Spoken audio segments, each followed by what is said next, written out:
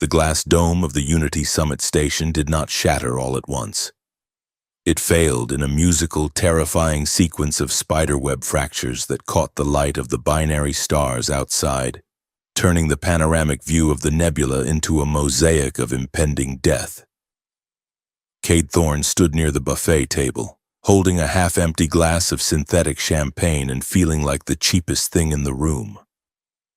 He was a courier, a glorified mailman in a leather jacket that had seen too much atmosphere friction, surrounded by diplomats wearing silk that cost more than his ship. He adjusted the strap of the heavy satchel across his chest, the leather creaking in the polite silence of the atrium. Inside that bag was a sealed data cylinder. The Earth Coalition liaison had paid him 50,000 credits to deliver it here, claiming it contained the final biometric keys to a ceasefire treaty. Cade checked his wrist chrono. It was 1400 hours exactly. Then the silence broke. It was not a sound. It was a pressure wave, invisible kinetic rounds, fired from a stealth frigate holding position 3,000 kilometers out, punched through the particle shields and the reinforced glass as if they were made of sugar. The atmosphere vented in a violent, silent scream. Cade saw the Earth ambassador, a man who had spent 40 years arguing for peace, lifted off his feet. The man spun in slow motion, red droplets of blood floating outward like rubies against the vacuum of space. The artificial gravity generators flickered and died, plunging the grand ballroom into zero-G chaos. Cade did not freeze, while the diplomats screamed, silent, airless screams that vanished into the void. Cade kicked off the buffet table, sending a tray of caviar floating into the air. He grabbed a rebreather mask from his belt, slapped it over his face, and engaged the magnetic boots of his flight suit. Clang, clang, clang. He ran up the wall, defying the floating debris. The station was dying. He could feel the shudder of the hull as secondary explosions ripped through the lower decks. This was not a negotiation breakdown. This was an execution. The treaty was a lie. The summit was a trap. Cade sprinted toward the docking bay airlock, his breath harsh and loud in his own ears. He had to get to his ship, the Rust Bucket, and get the hell out of the sector. If the Dominion was firing on a diplomatic vessel, the war was not ending today. It was just beginning. He rounded the corner of the promenade deck and skidded to a halt. The corridor ahead was not empty. It was a slaughterhouse. A squad of Earth security forces lay in pieces, their armor sheared through by weapons that did not burn but severed. Standing amidst the carnage was a nightmare. She was 7 feet tall. That was the first thing his brain registered, the sheer, overwhelming scale of her. She was encased in armor that seemed to be made of obsidian glass, etched with glowing violet glyphs that pulsed with a rhythm like a heartbeat. The armor did not reflect the emergency lights. It drank them, creating a silhouette of absolute darkness. She held a double-ended glaive that hummed with a frequency that made Cade's teeth ache.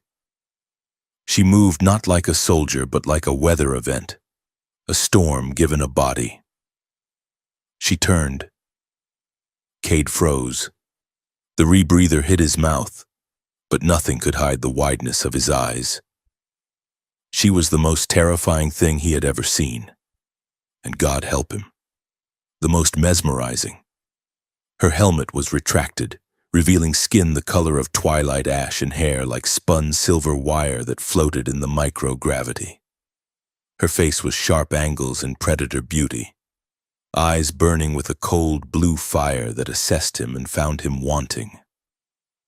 A Dominion heavy trooper, one of the elite vanguard. She raised the glaive. Cade raised his hands.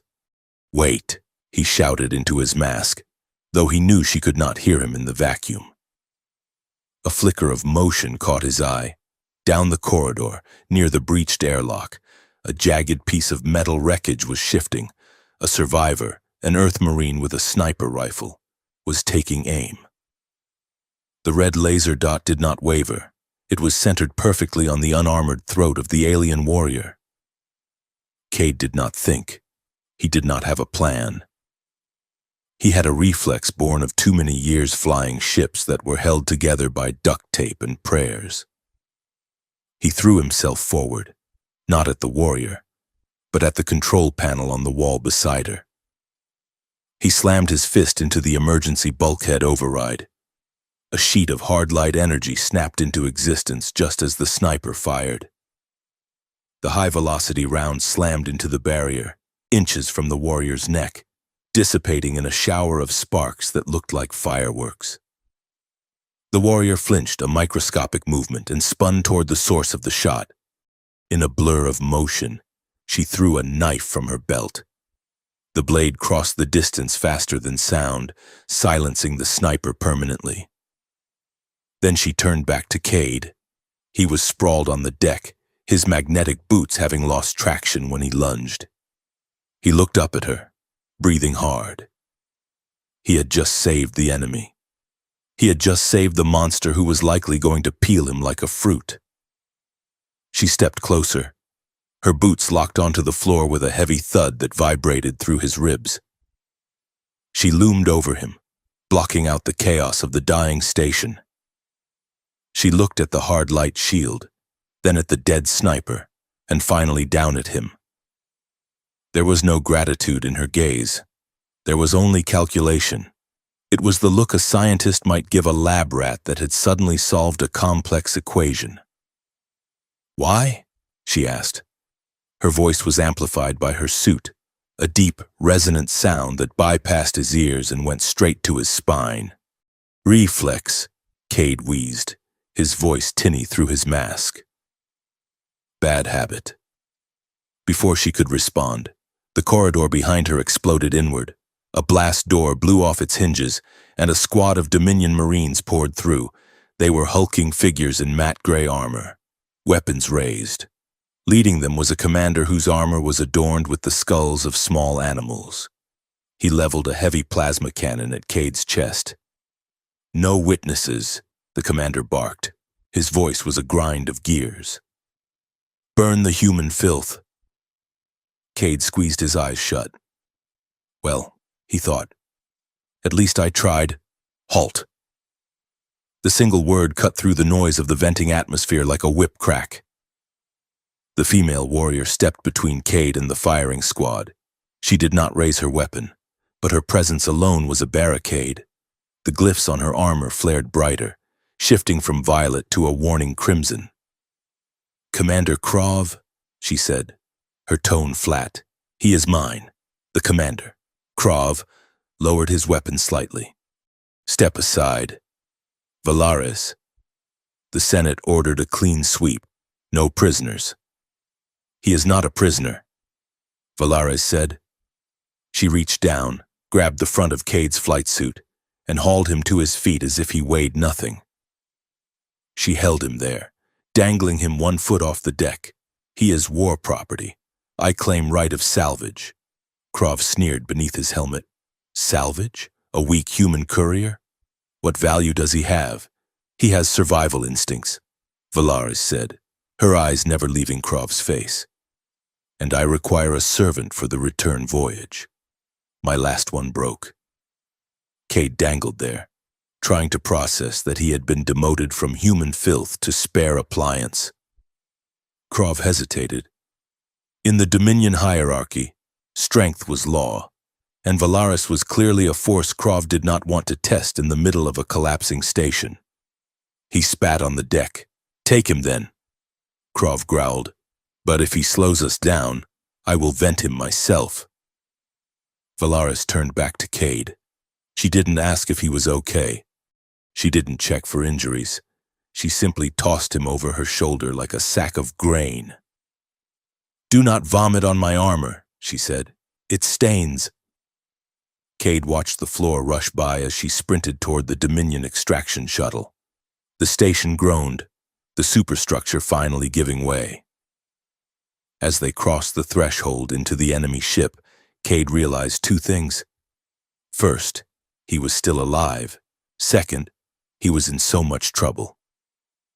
The Dominion warship, the Iron Gospel, smelled of ozone and antiseptic. It was a brutalist cathedral of metal, all sharp angles and oppressive lighting. There were no chairs, no comfort, nothing soft. Cade had been stripped of his weapons, a small stun pistol he kept in his boot, but they had missed the satchel. Valares had thrown him into a holding pen near the cargo bay, surrounded by 30 other Dominion soldiers who were securing the area. They were staring at him. Cade stood in the center of the ring of giants, feeling very small and very pink. He decided that silence was dangerous. Silence let them think about how easy he would be to snap in half. So, he did what he always did. He used his mouth. "Nice ship," Cade said, looking around the bay. "A bit monochromatic for my taste. Have you guys considered throw pillows? Maybe a nice beige accent wall to soften the whole interstellar doom vibe?" The soldiers stared. They did not speak English, or Terran Standard, as they called it. A drone floated down from the ceiling. It was a translation unit, a floating metal sphere with a glowing red eye. It hovered in front of Cade, scanning his vocal patterns. "Translate," Valares ordered. She was standing by the bulkhead, her helmet removed, watching him with that same intense scrutiny. The drone beeped. Then, in a mechanical booming voice that echoed through the bay, it spoke in the guttural Dominion tongue. "The soft flesh declares that this vessel is a cradle for his conquests. He mocks your lack of comfort because he believes pain is the only pleasure worth pursuing."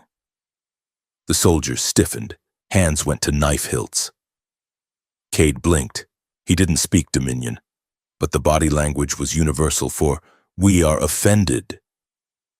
"Wait," Cade said, raising a hand. "That is not what I meant. I was being sarcastic. You know. Funny? Ha-ha." The drone beeped again. "He asserts that your anger amuses him.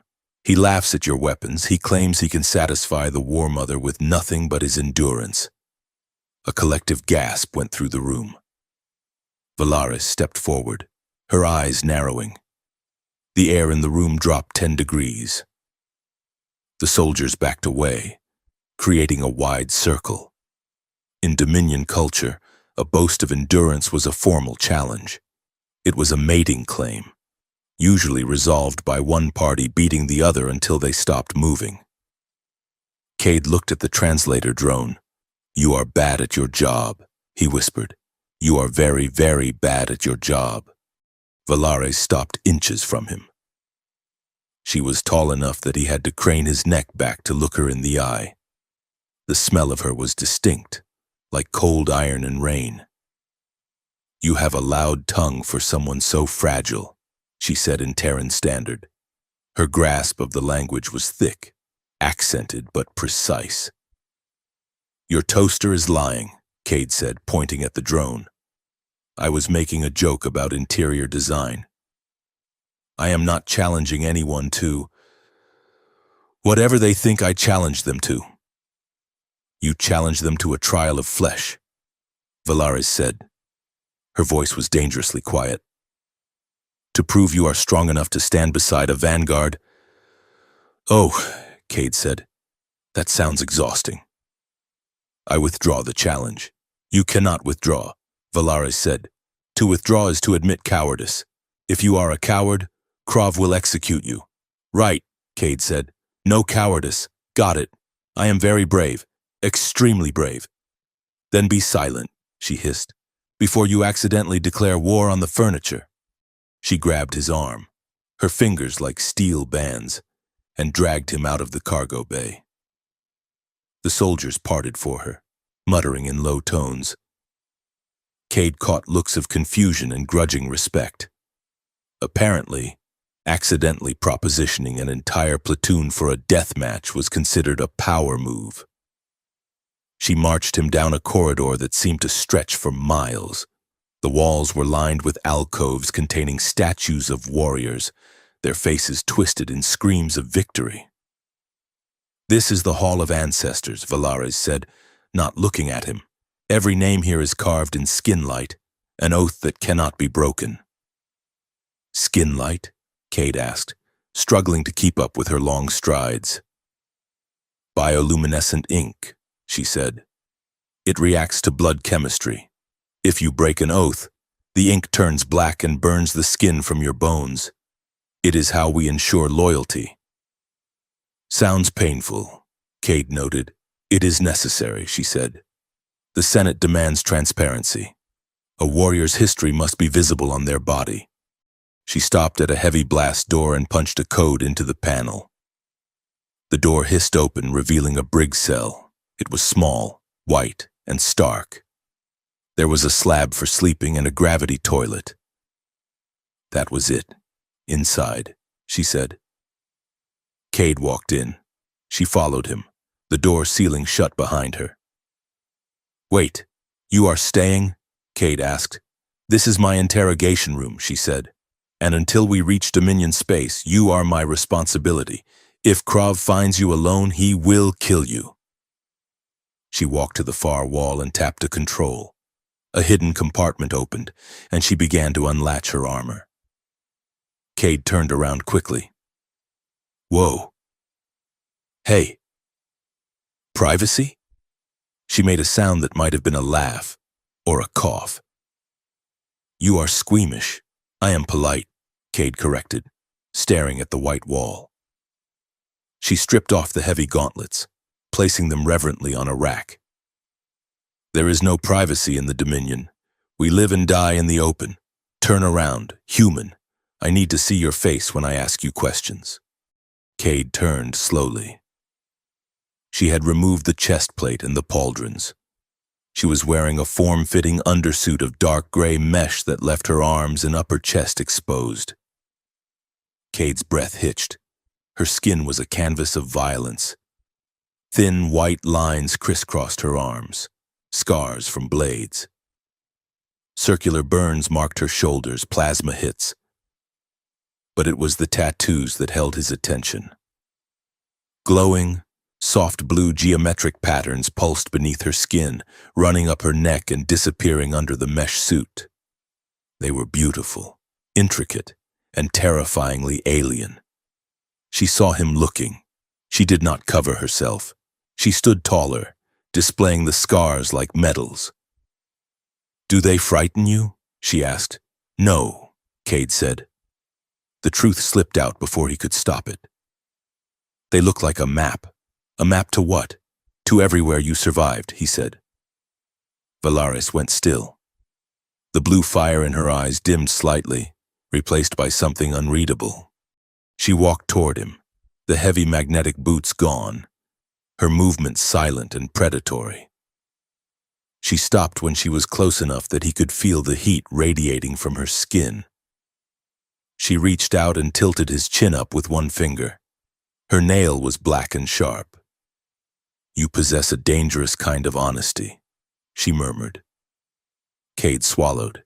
His heart was hammering against his ribs, a frantic rhythm that he knew she could hear. Being this close to her felt like standing on the edge of a cliff, the vertigo of falling mixed with the urge to jump. "I can't stop thinking about you," he whispered. It was the stupidest thing he could have said. He was a prisoner. She was a super soldier. But the adrenaline of the last hour had stripped away his filter. "Since the moment you saved me." "I did not save you," she corrected. "I acquired you." "Semantics," Cade said. She stared at him. For a second, he thought she might lean in. The air between them crackled with a tension that was thicker than the hull plating. Then she dropped her hand. "Desire is a weakness," she said, her voice dropping to a low, vibrating warning. "In the Dominion, if you want something, you must bleed for it. If you want a person, you must prove you can break them. Do not look at me with those soft eyes. Human. Others will see it, and they will use you to get to me." I'm not trying to be a liability, Cade said. You are breathing, she said. That makes you a liability. She turned away, walking to the small metal table bolted to the floor. Put the bag on the table. Cade hesitated. The satchel. The treaty. If I give you this, he said, clutching the strap, you have to promise you won't destroy it. It's the only hope for stopping this war. Valaris looked back at him. The war is what feeds us, but the Dominion follows the law. If that is a treaty, it will be presented to the Senate. She held out her hand. Cade sighed. He unslung the bag and placed it on the table. He opened the flap and pulled out the cylinder. It was heavy, made of brushed chrome, with a biometric lock that was currently dormant. Valaris picked it up. Her hands were large, dwarfing the object. She ran her thumb over the seal.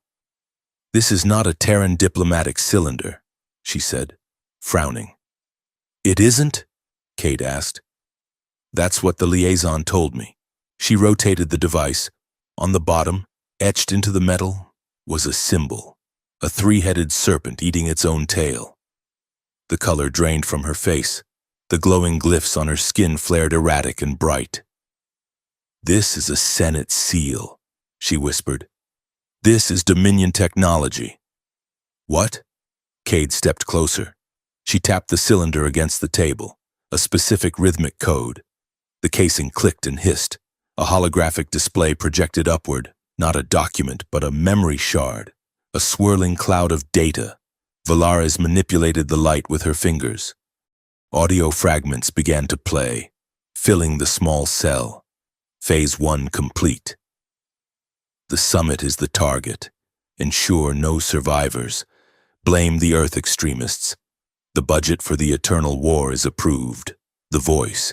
Cade recognized the voice. It wasn't human. It was deep, distorted.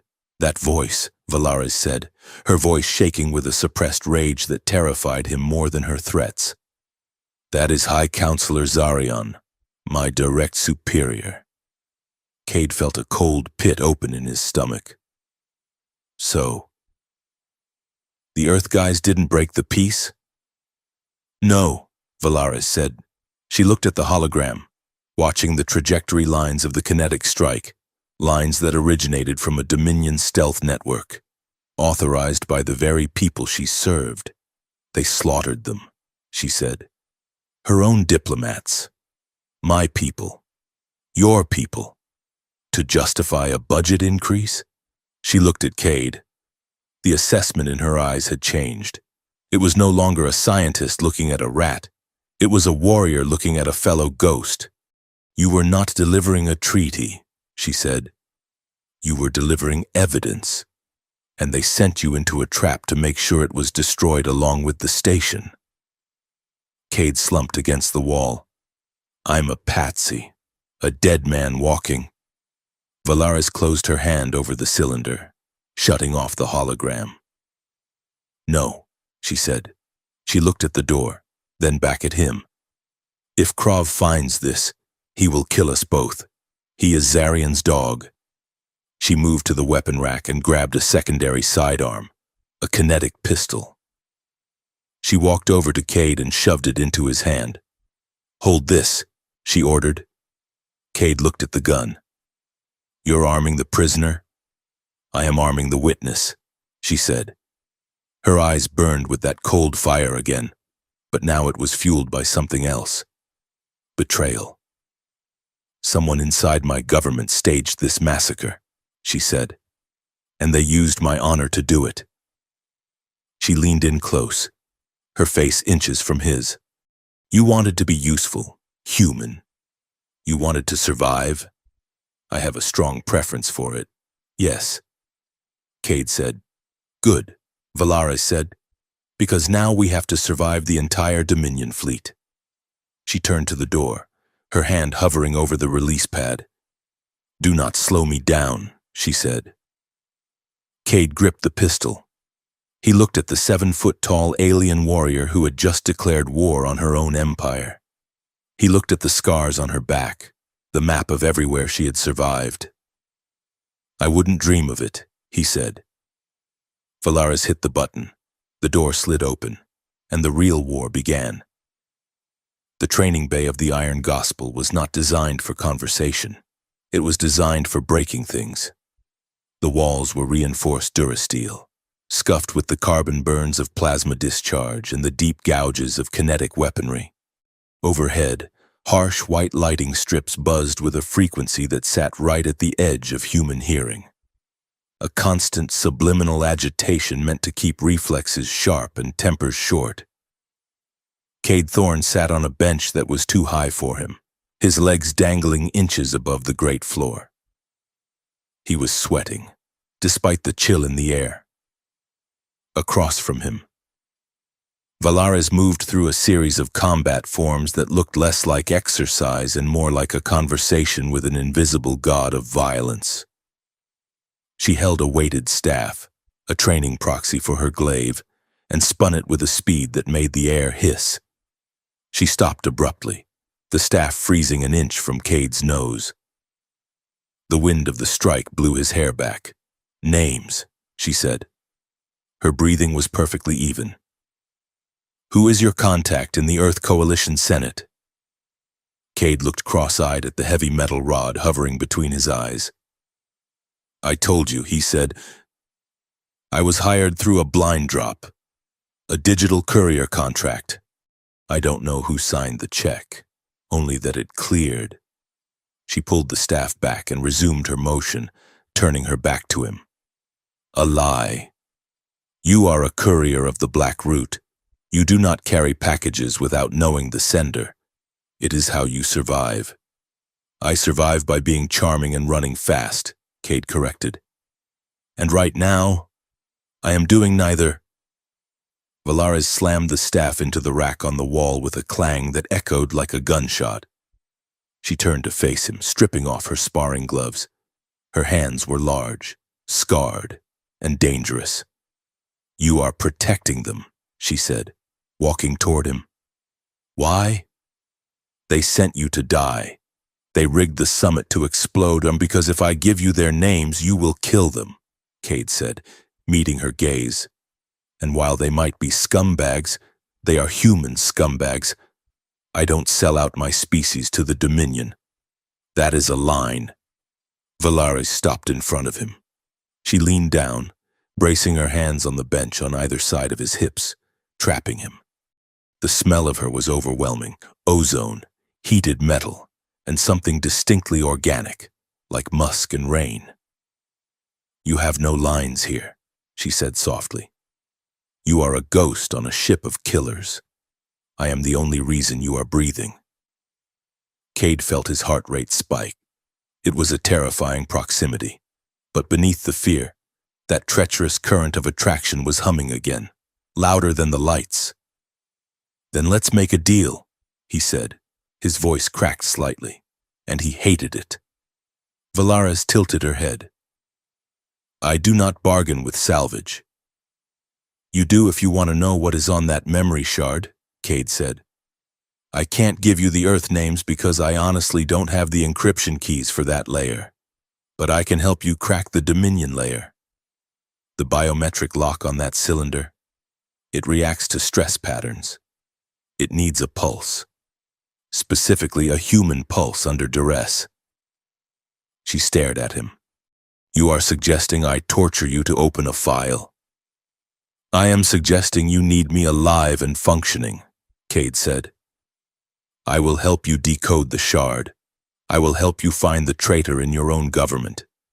But in exchange, you keep me breathing.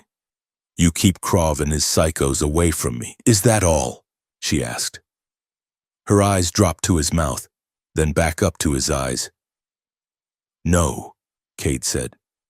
He took a breath, stepping off the ledge of common sense. "And you stop pretending you don't feel this." Valaris went very still. "Feel what?" "The pull," Cade said. "The gravity. Whatever you want to call it. You look at me like I'm a puzzle you want to solve, and I look at you like, well, Like you're the most terrifyingly beautiful thing that's ever threatened to murder me.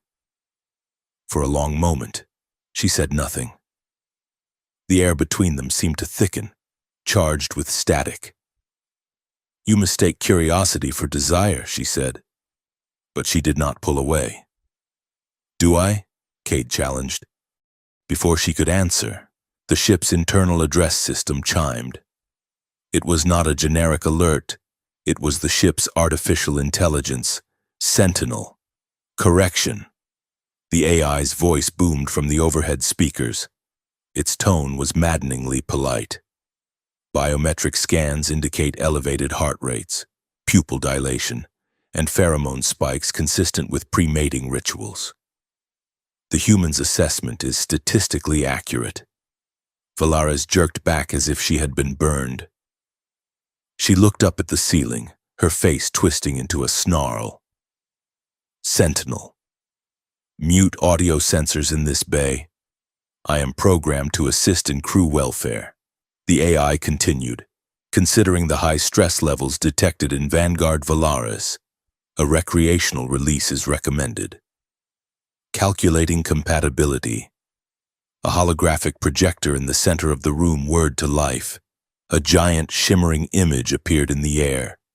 It displayed a crude, wireframe animation of a Dominion warrior and a human male holding hands while running through a field of explosive flowers. A percentage hovered over them in neon red. 89% compatible. Note: human skeletal structure may require reinforcement. Cade stared at the hologram. Then he made the mistake of laughing. It was a sharp, barking laugh that he couldn't hold back. Reinforcement, he choked out. Valaris moved faster than he could track. She crossed the room, grabbed a heavy spanner from a workbench, and hurled it at the holographic projector. The metal tool smashed into the lens, shattering glass and sparking circuitry. The image of the romantic run flickered and died. If you speak again, Sentinel, Valaris shouted at the ceiling. I will rip your processing core out and feed it to the waste recyclers. Noted, the AI replied, its voice slightly distorted now. Romance protocols suspended. Good luck with the reinforcement. The silence that followed was heavy. Valaris stood with her back to him, her chest heaving slightly. Cade pressed his lips together, biting the inside of his cheek to keep from laughing again. He knew, instinctively, that if he laughed now, she would actually kill him. We will decode the shard, she said, her voice like grinding stones. Now. She marched to the console where the cylinder sat connected to a portable interface. She gestured for him to approach. Cade walked over, keeping a respectful distance. He placed his hand on the biometric pad. Okay, he said. It needs stress. You want to threaten me? Valaris looked at him. I do not need to threaten you. The truth is threatening enough. She tapped a sequence on the console. The cylinder hummed. The shard opened. This time, the data was not just audio fragments. It was a cascade of documents, video logs, and bank transfers, scrolling across the main wall screen. Cade watched the data stream, his humor evaporating. It was worse than he thought.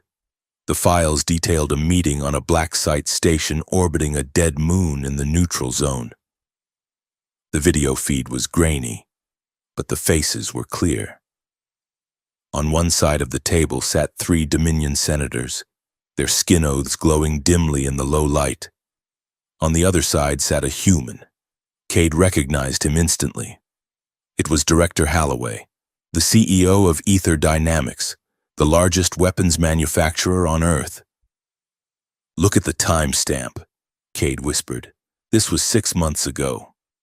Valaris was reading the scrolling text, her eyes darting back and forth. The translation software was converting the Dominion script into Terran Standard for Cade's benefit. Project Eternal. She read aloud. Objective: destabilize the Unity Summit.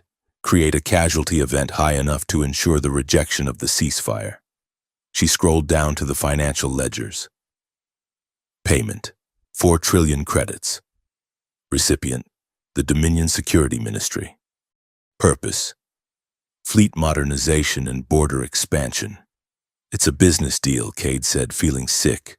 It's not about ideology. It's about market share. Peace is bad for business.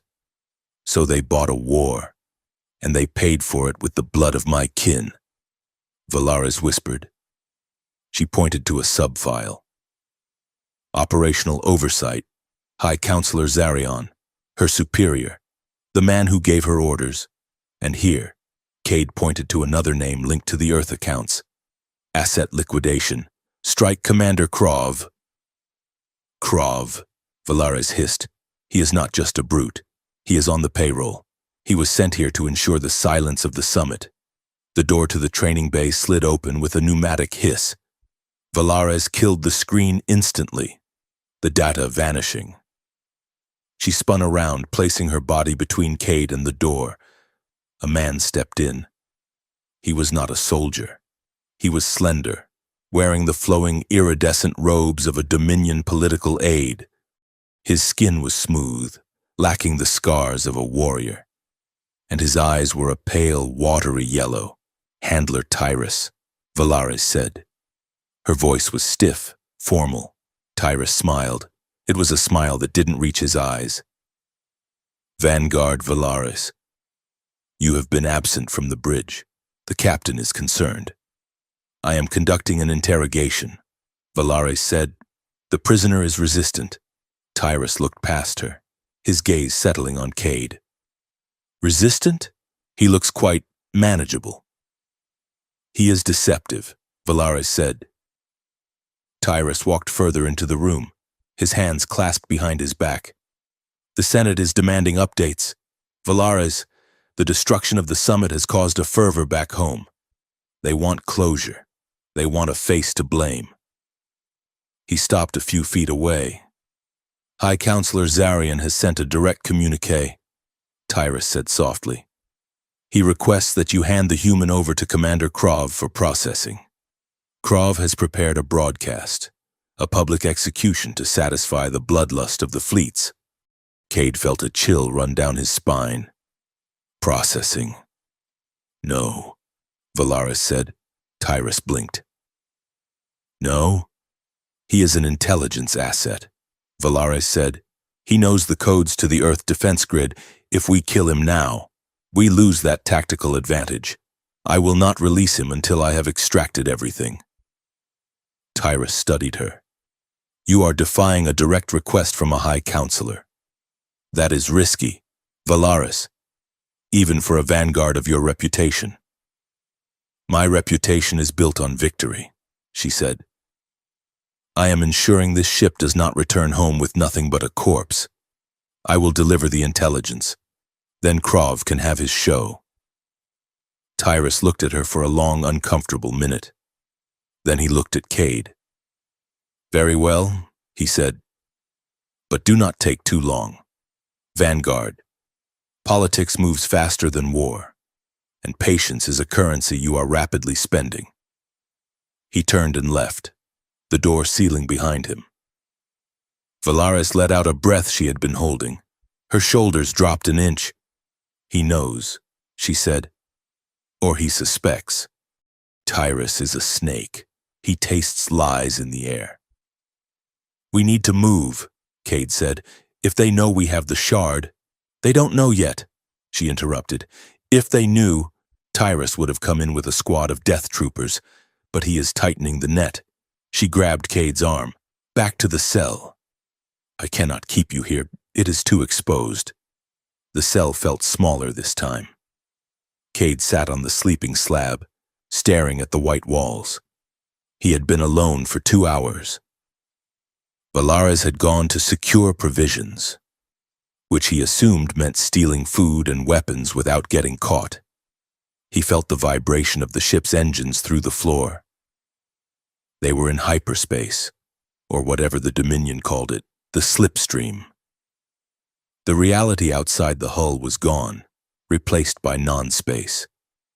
A faint buzzing sound caught his attention. It wasn't the lights. It was lower, like the beat of an insect's wings.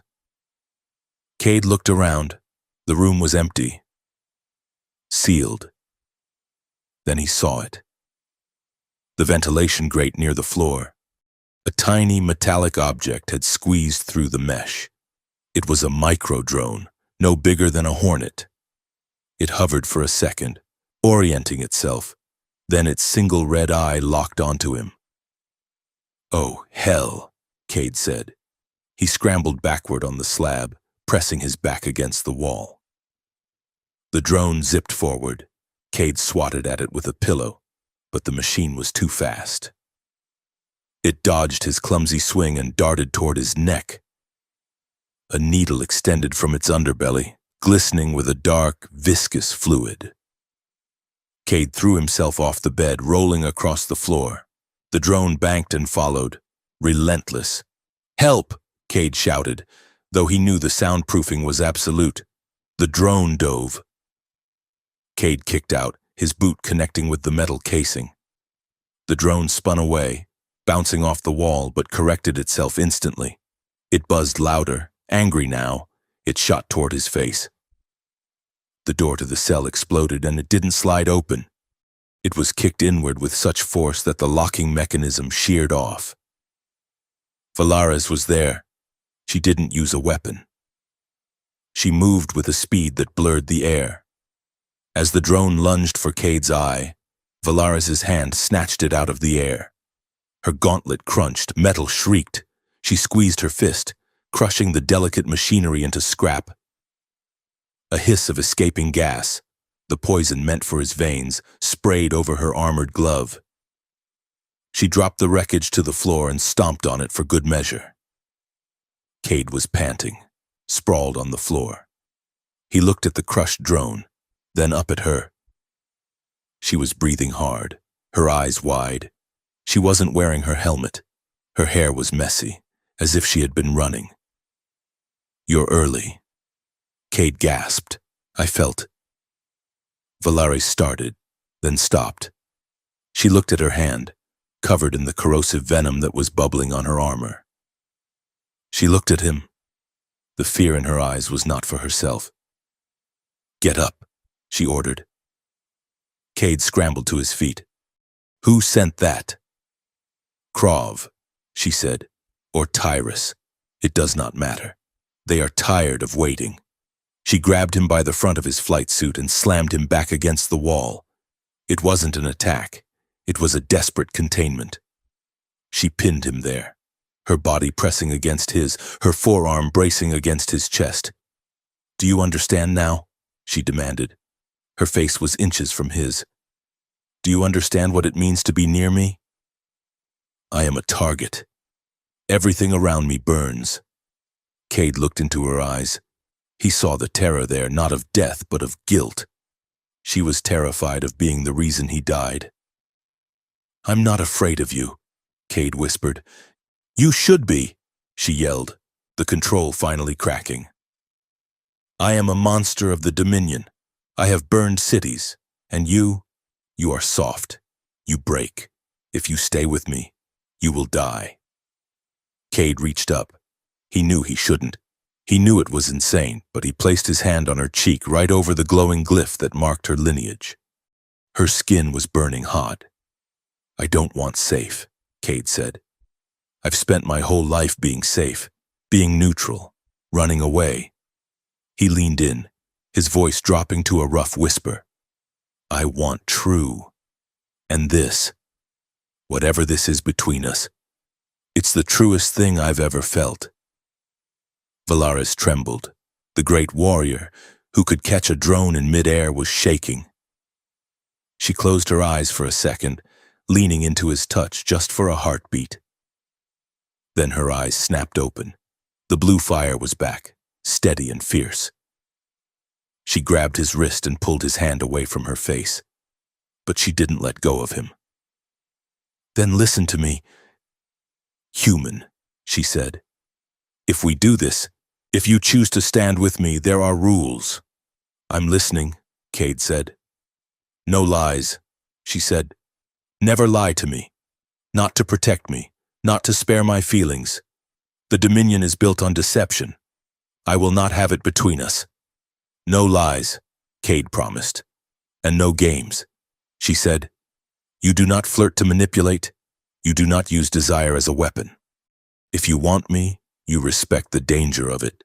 You respect that I am a weapon and I can hurt you without meaning to. I know, Cade said. Prove it, she whispered. Prove you can handle the gravity. She let him go, stepping back. The moment of intimacy snapped shut, replaced by the urgency of survival. We are leaving the political deck, she said. We are going to the underlevels, the soldiers' quarters. Why? Cade asked, adjusting his jacket. Because the politicians don't go there, she said. It is dirty, it is loud, and it is full of drunk vanguard. It is the safest place on the ship. The underlevels of the Iron Gospel were a different world. If the upper decks were a cathedral, this was the dungeon. The air was thick with smoke and the smell of roasted meat. Pipes leaked steam, and the lighting was a dim, amber haze. It was crowded. Hundreds of Dominion soldiers were off duty, sitting on crates, sharpening weapons and drinking a thick black liquid from metal tankards. Valaris moved through the crowd like a shark parting a school of fish. She had donned a cloak over her armor, hiding her rank markings, but her size alone commanded space. Cade stuck close to her, keeping his head down. They found a corner in a mess hall that had been converted into a gambling den. A group of soldiers was gathered around a table, playing a game that involved throwing energized daggers at a spinning holographic target. Valaris pushed Cade onto a bench in the shadows. Stay here. I need to secure transport codes. She moved off toward a terminal on the far wall. Cade tried to be invisible. It didn't work. A soldier sitting at the next table turned. He was massive, his skin a mottled green with tusks protruding from his lower jaw. He sniffed the air. Human. The soldier grunted in broken standard. The table went quiet. 6 pairs of eyes locked onto Cade. Cade froze. He looked at Valaris, but she was deep in conversation with a contact at the terminal. He was on his own. Hi, Cade said, offering a weak wave, just passing through. The soldier stood up. He loomed over Cade. You smell like fear. And expensive soap. It's lavender, actually, Cade said. Helps with the anxiety. You guys should try it. Might help with the aggressive frowning. The soldier blinked. He looked at his comrades. Did the meat just give me hygiene advice? Another soldier laughed. It was a guttural, wet sound. He says you smell. Grack, Grack growled. He reached for his belt knife. Wait, Cade said, holding up his hands. Before you gut me, I have a question. Grack paused. What? Is that a jagged edge plasma blade? Cade asked, pointing at the knife. Or the standard serrated vibe cutter? Grack looked at his knife. It is a jagged edge, custom grind. Nice, Cade said. Balance is a bit forward, right? Makes it hard to do the reverse grip stab? Grack frowned. He weighed the knife in his hand. Yes. It pulls to the left. See, that's the problem with the new issue, Cade said, slipping into his pilot persona, the guy who knew machines. You need to shave a millimeter off the hilt counterweight. I saw a guy in the outer rim do it. Improved his throwing arc by 20%. Grack looked at Cade, then at the knife. 20%? Yeah, Cade said. Also, if you twist your wrist on the release, like this. Cade mimed a throwing motion. Grack mimicked him. Like this? Exactly, Cade said. Grack threw the knife at the target on the wall. It hit the dead center, sinking deep into the metal. The table erupted in cheers. Grack looked at the target, then back at Cade. He grinned, exposing a mouth full of terrifying teeth. Lavender, you said? Grack asked. Lavender. Cade confirmed. Grax slammed a tankard of the black liquid onto the table in front of Cade. Drink. Cade looked at the sludge. He took a sip. It tasted like battery acid and licorice. He tried not to gag. Delicious. He wheezed.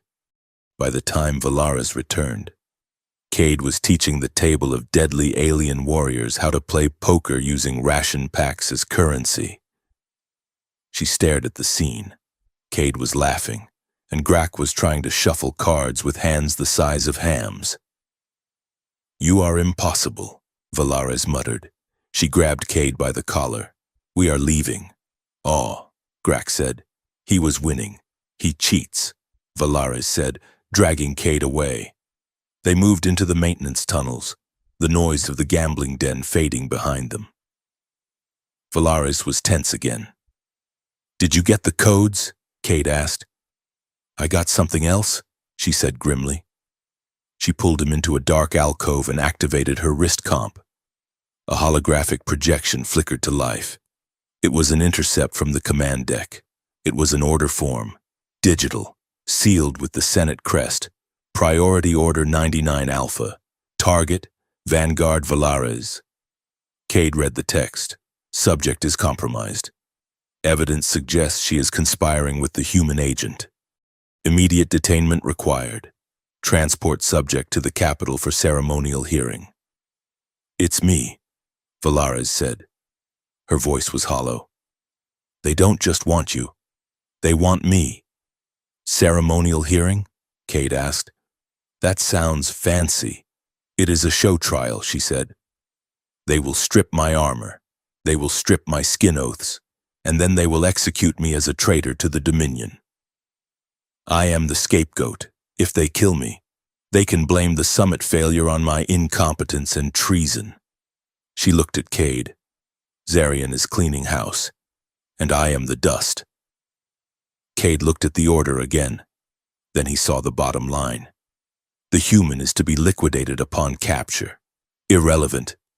"I'm irrelevant," Cade said. "Ouch." Valaris deactivated the holo. "We cannot stay on this ship," she said. "If we arrive at the capital, we are dead. So we leave." Cade said, "We are in the slipstream." Valaris said, "You cannot just open a door and walk out. We need a ship with a quantum drive." Cade grinned. A reckless, dangerous grin. "Well, lucky for you.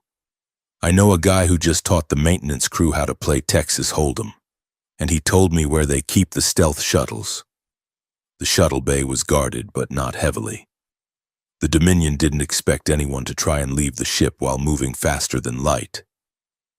Valaris took out the two guards at the door with efficient, silent strikes. She didn't kill them. She knocked them unconscious. A small mercy that Cade noted. They sprinted across the deck toward a sleek black vessel. It was a Phantom-class scout, fast, invisible to sensors, and armed. Cade jumped into the pilot's seat. His hands flew across the controls. The interface was alien, but the logic was universal. Power up, navigation online, shield harmonics. "Okay. This is a lot of buttons," he muttered. Valaris strapped into the co-pilot seat. She was tapping furiously on her console, overriding the bay doors. "Krov knows," she said. "The alarms just tripped. We have 30 seconds before they lock the bay," Cade said. The engines whined to life, a high-pitched scream of power. The bay doors began to open, revealing the swirling, chaotic tunnel of the slipstream outside. It looked like a kaleidoscope of violet and black. Marines burst onto the flight deck. Laser fire erupted, pinging off the shuttle's hull. "Go!" Valaris shouted. Cade slammed the throttle forward. The shuttle lurched. The G-force hit them like a physical blow. They shot out of the bay, clearing the doors by inches. The transition was violent. Leaving the artificial gravity of the carrier and entering the raw slipstream felt like driving a car off a cliff. The shuttle shook, metal groaning. Cade fought the stick. "Stabilizing. I'm stabilizing." Valaris watched the sensor screen. The iron gospel was falling behind, a massive shadow in the chaos. "They are not pursuing," she said. "They cannot launch fighters in the stream. We're clear." Cade breathed. He slumped back in his seat. He looked over at her. Valaris was staring at the comm screen. Her status indicator had changed. Status: traitor. Kill on sight. She stared at the red letters. She had served the Dominion her entire life. She was a vanguard, a hero, a legend. And now, in the span of 6 hours, she was an outlaw. She reached up and touched the glyph on her neck. It felt different now, heavier. "You okay?" Cade asked softly. "No," she said. She didn't look at him. "I have lost everything. My rank, my home, my honor."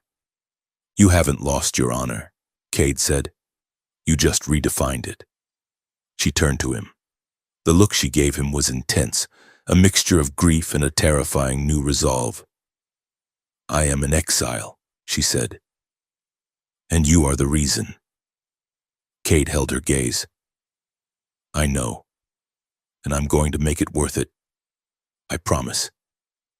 She looked at him, and for the first time, the corner of her mouth twitched upward, a tiny, almost invisible smile. "Prove it," she said. She turned back to the dark windshield, to the swirling void ahead. "Set a course for the outer rim," she commanded. "If we are to be outlaws, let us be difficult ones to find." Cade punched in the coordinates.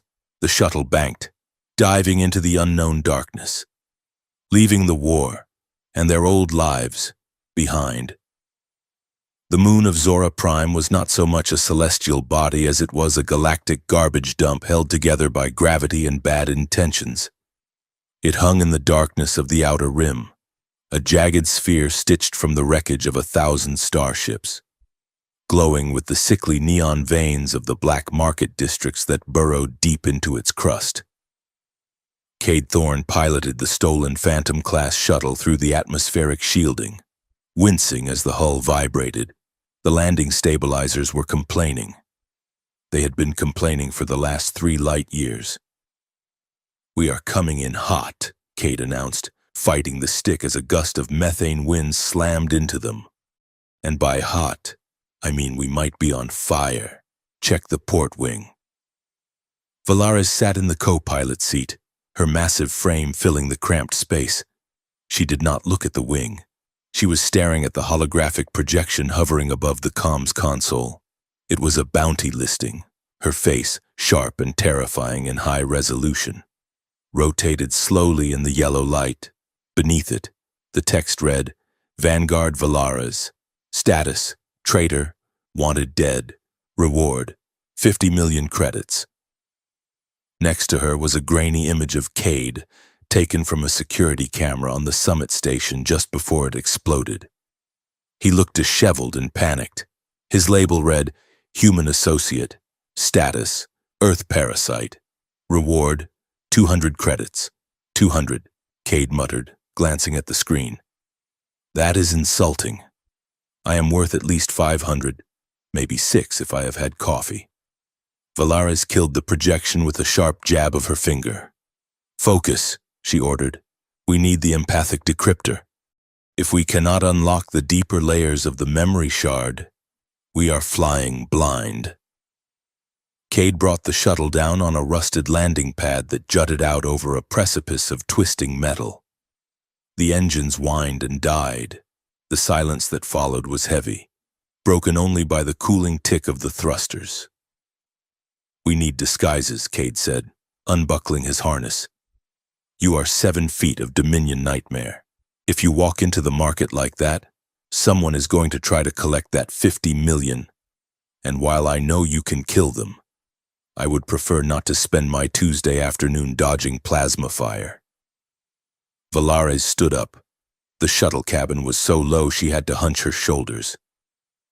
"I do not hide," she said. "You do today," Cade countered. He dug into a storage locker and pulled out a heavy grease-stained mechanic's cloak. It was essentially a tarp with a hood. "Put this on." It will cover the armor. Walk with a limp. Look miserable. Miserable? She asked, taking the cloak with 2 fingers as if it were radioactive. Yeah, Cade said, pulling on a rebreather mask to hide his human features. Like you made a bad investment in scrap metal. Blend in. The market of Zora Prime smelled of ozone, frying oil, and desperate biological functions.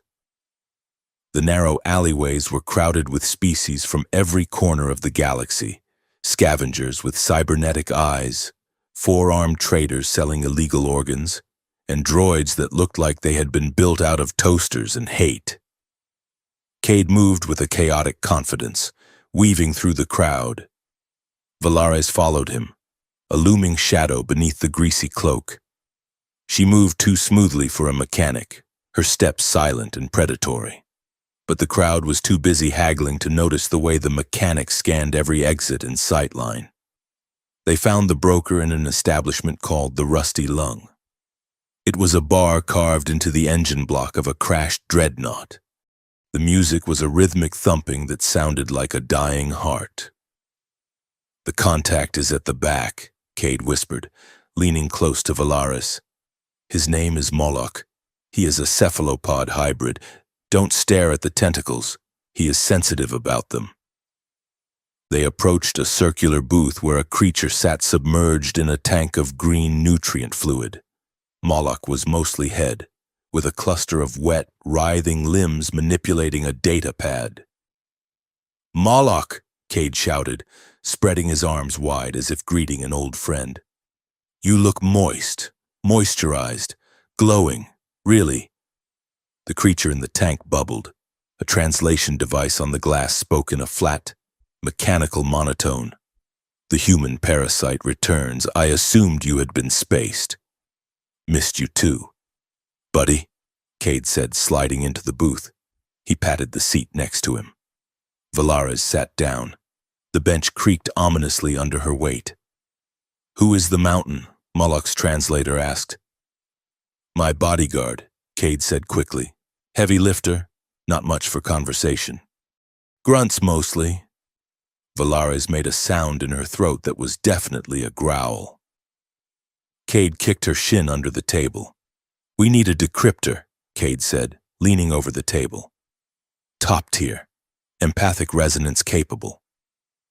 Moloch's tentacles swirled in the green fluid. "That is illegal technology. Very expensive. What do you have to trade?" Cade flashed a smile that was all teeth and nerves. "I have exclusive coordinates to a pristine pre-war cargo drop. Untouched. Lies," Moloch said.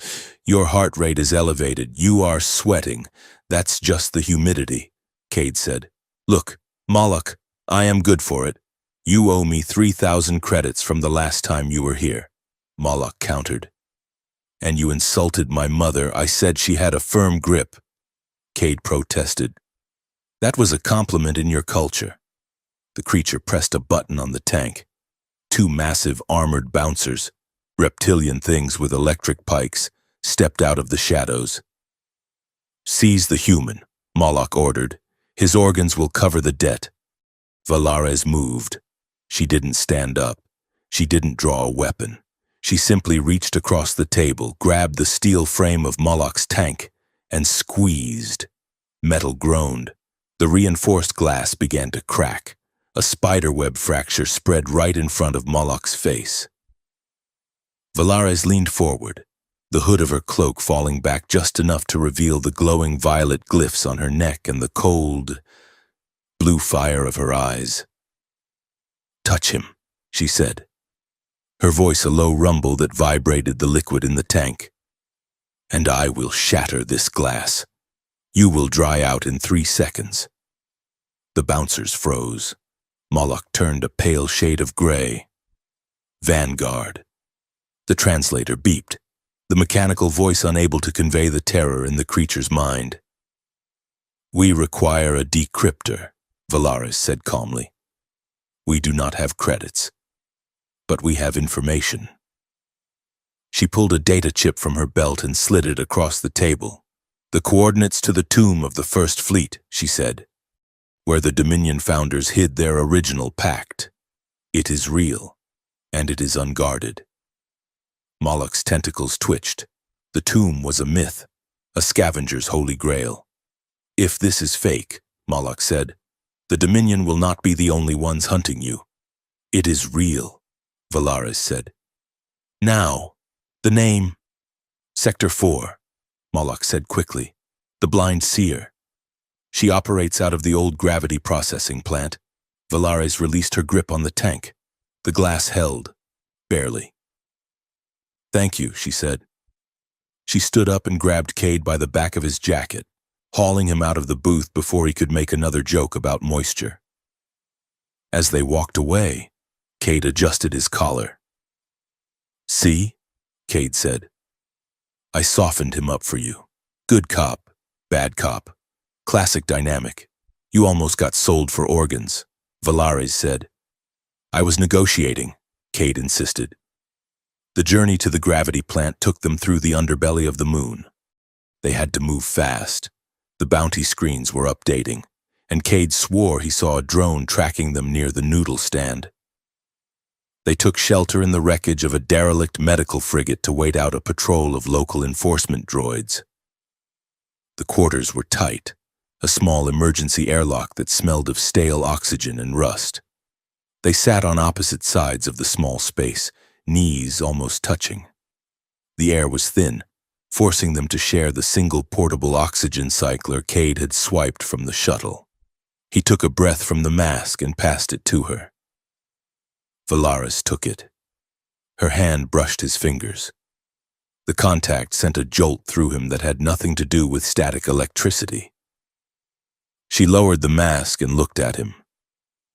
In the dim red emergency light, the sharp angles of her face were softened. She looked exhausted. The constant vigilance was wearing her down. She reached up and unlatched the collar of her armor with a hiss of depressurization. She removed the heavy chest plate, setting it on the floor. Then the shoulder guards, then the gauntlets.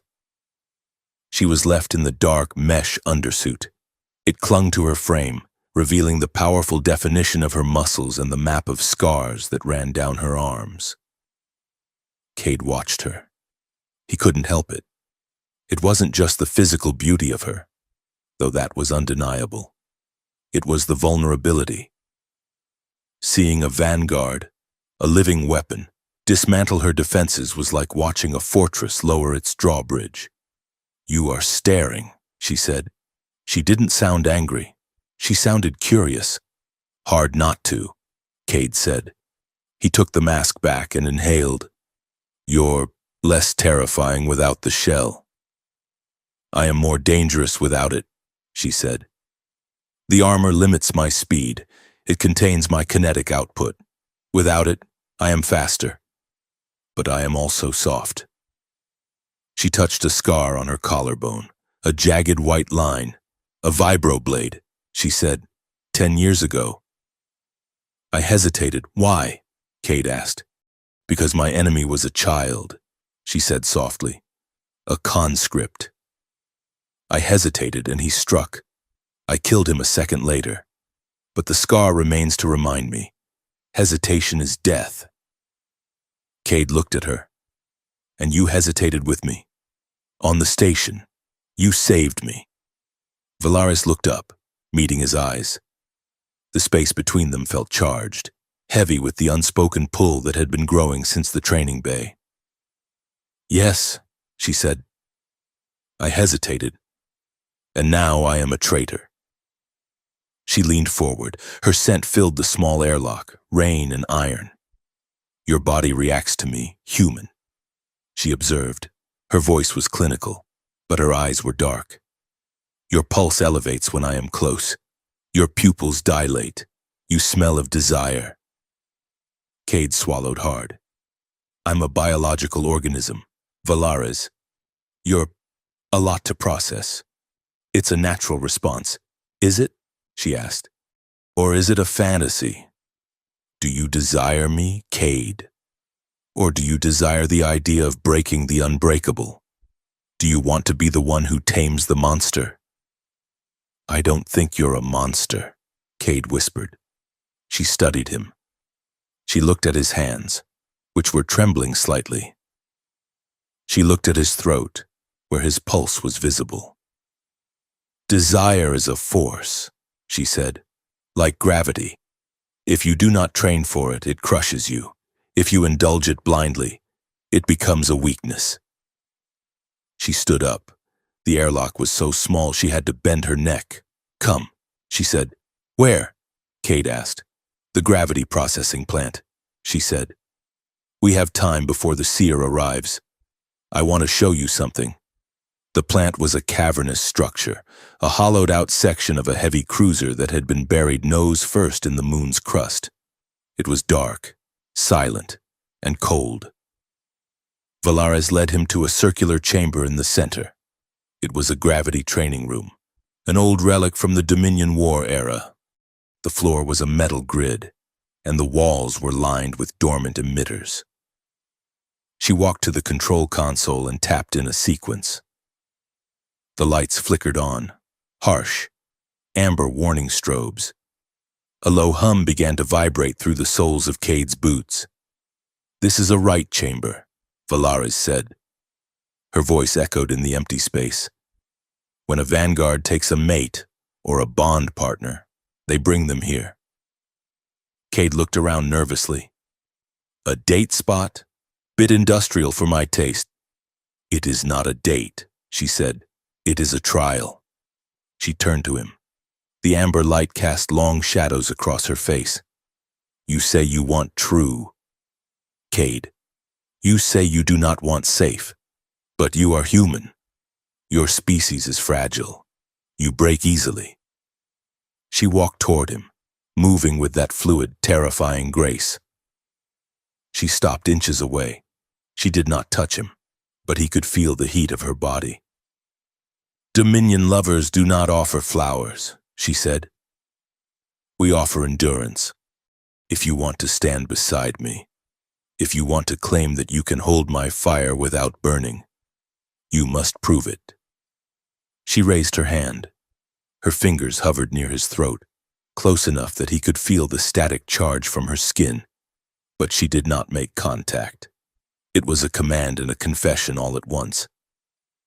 Prove your body won't break, she whispered. Alien warrior demanded, the human who desired her too much.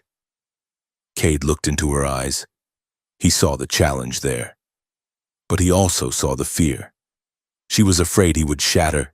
She was afraid that if she let herself want him, really want him, she would destroy him. I'm ready, Cade said. Valares stepped back to the console. 1G, she said. Earth standard. She slid a lever. Nothing happened. Cade stood there. Okay, this is normal. 1.5, she said. The hum increased. Cade felt a sudden heaviness settle on his shoulders. It was like wearing a heavy backpack. His knees bent slightly. Okay, he said. A little heavier. 2Gs, she said. The air seemed to thicken. The weight doubled. Cade gasped. His chest felt like someone was sitting on it. His legs began to shake. The blood rushed to his feet. He locked his knees, forcing himself to stand upright. He looked at her. She was watching him, her face impassive. Is that all? Cade gritted out.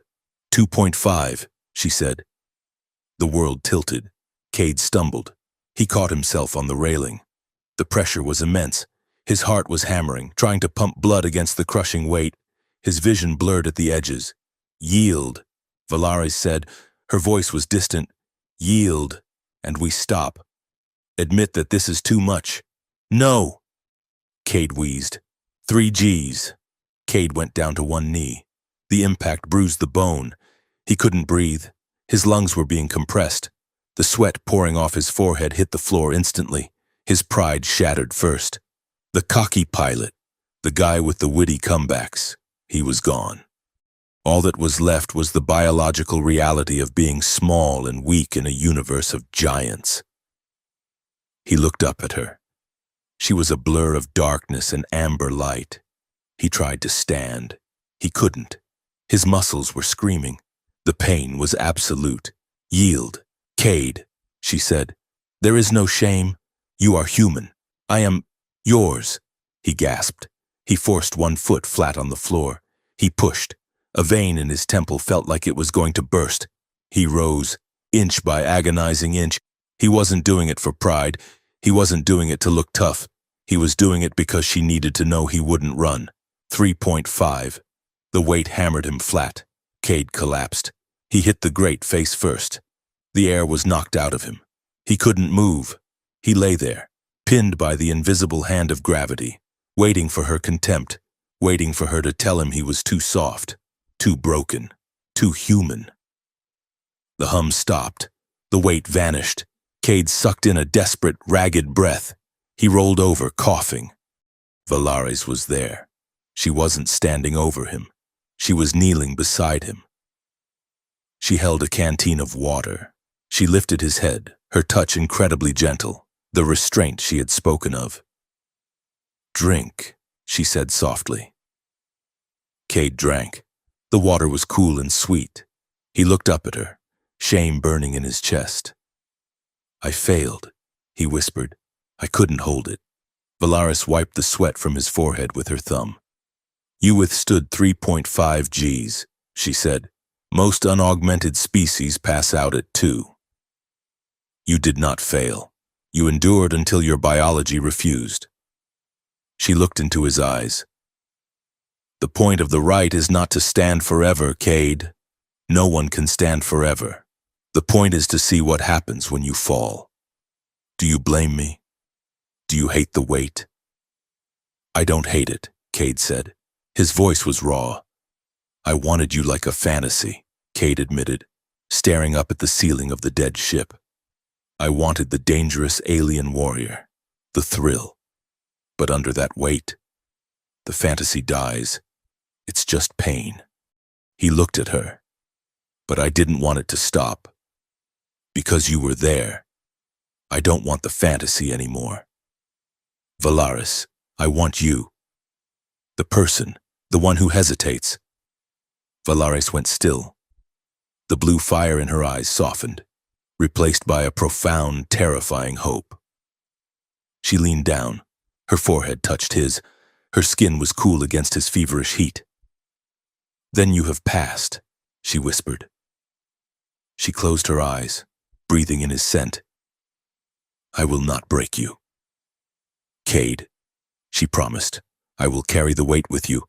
A sharp, electronic ping cut through the moment. Valaris's head snapped up. She looked at the console. A red light was blinking on the interface panel. "The right chamber logs," she hissed. "They are networked." She scrambled to her feet, pulling Cade up with her.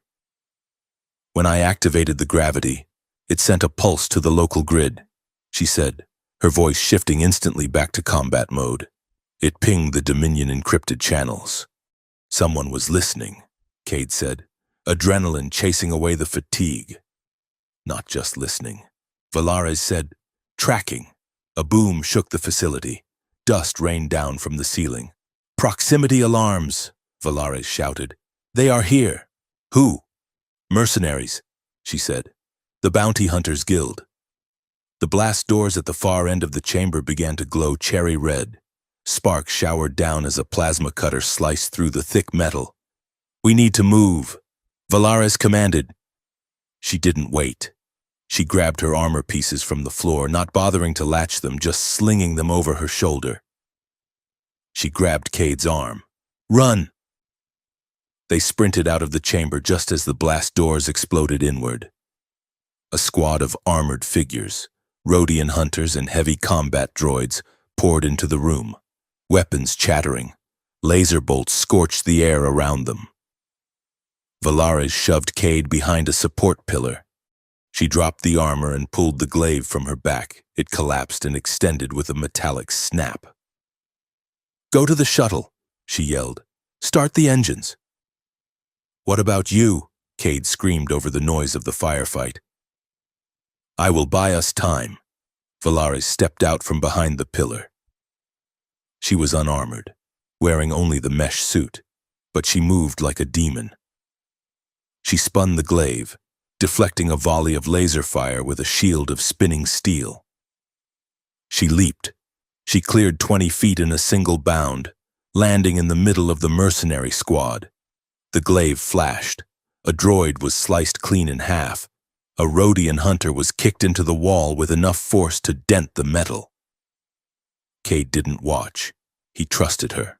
He turned and ran. He sprinted through the collapsing corridors of the buried cruiser, dodging falling debris. The facility was waking up. Defense turrets were deploying, confused by the sudden activity, firing blindly. Cade burst out into the moon's thin atmosphere. The shuttle was where they left it, but a mercenary dropship was descending from the clouds, its heavy cannons tracking him. "Oh, come on!" Cade yelled. He slid across the hood of the shuttle and scrambled into the cockpit. He punched the ignition sequence. The engines roared. "Valares!" He screamed into the comms. "I am coming!" He saw her emerge from the smoke of the facility entrance. She was running, the glaive in one hand, pursued by a hail of plasma fire. The dropship fired a missile. Cade didn't think. He slammed the shuttle's thrusters into reverse, lurching the ship backward. The missile slammed into the ground where the shuttle had been a second ago, sending a shockwave of dirt and metal into the air. Valares used the shockwave. She jumped, riding the blast, and landed heavily on the shuttle's loading ramp. "Go!" she roared. Cade punched the throttle. The shuttle shot upward, spiraling wildly to avoid the dropship's cannons. He flew like a madman. He scraped the belly of the shuttle against the jagged peaks of the Junk Mountains, using the terrain to break the targeting locks. He dove into a canyon of neon signs, weaving between holographic advertisements for noodle bars and illegal cybernetics. The dropship couldn't follow. It was too big. It pulled up, peeling away. Cade leveled the shuttle out, aiming for the upper atmosphere. His hands were shaking so hard he could barely hold the stick. He looked back. Valares stumbled into the cockpit. She was bleeding from a graze on her arm. She looked wild, fierce, and alive. She dropped into the co-pilot seat. She looked at him. "You flew well," she said. Her chest was heaving. "You fight like a monster," Cade replied, grinning through his terror. She looked at the bruise forming on his face from the gravity floor. She reached out and touched it, her fingers light. "We are alive," she said. "Yeah," Cade said. "We are." He looked at the nav computer. The decryptor contact, the blind seer, was still waiting in Sector 4.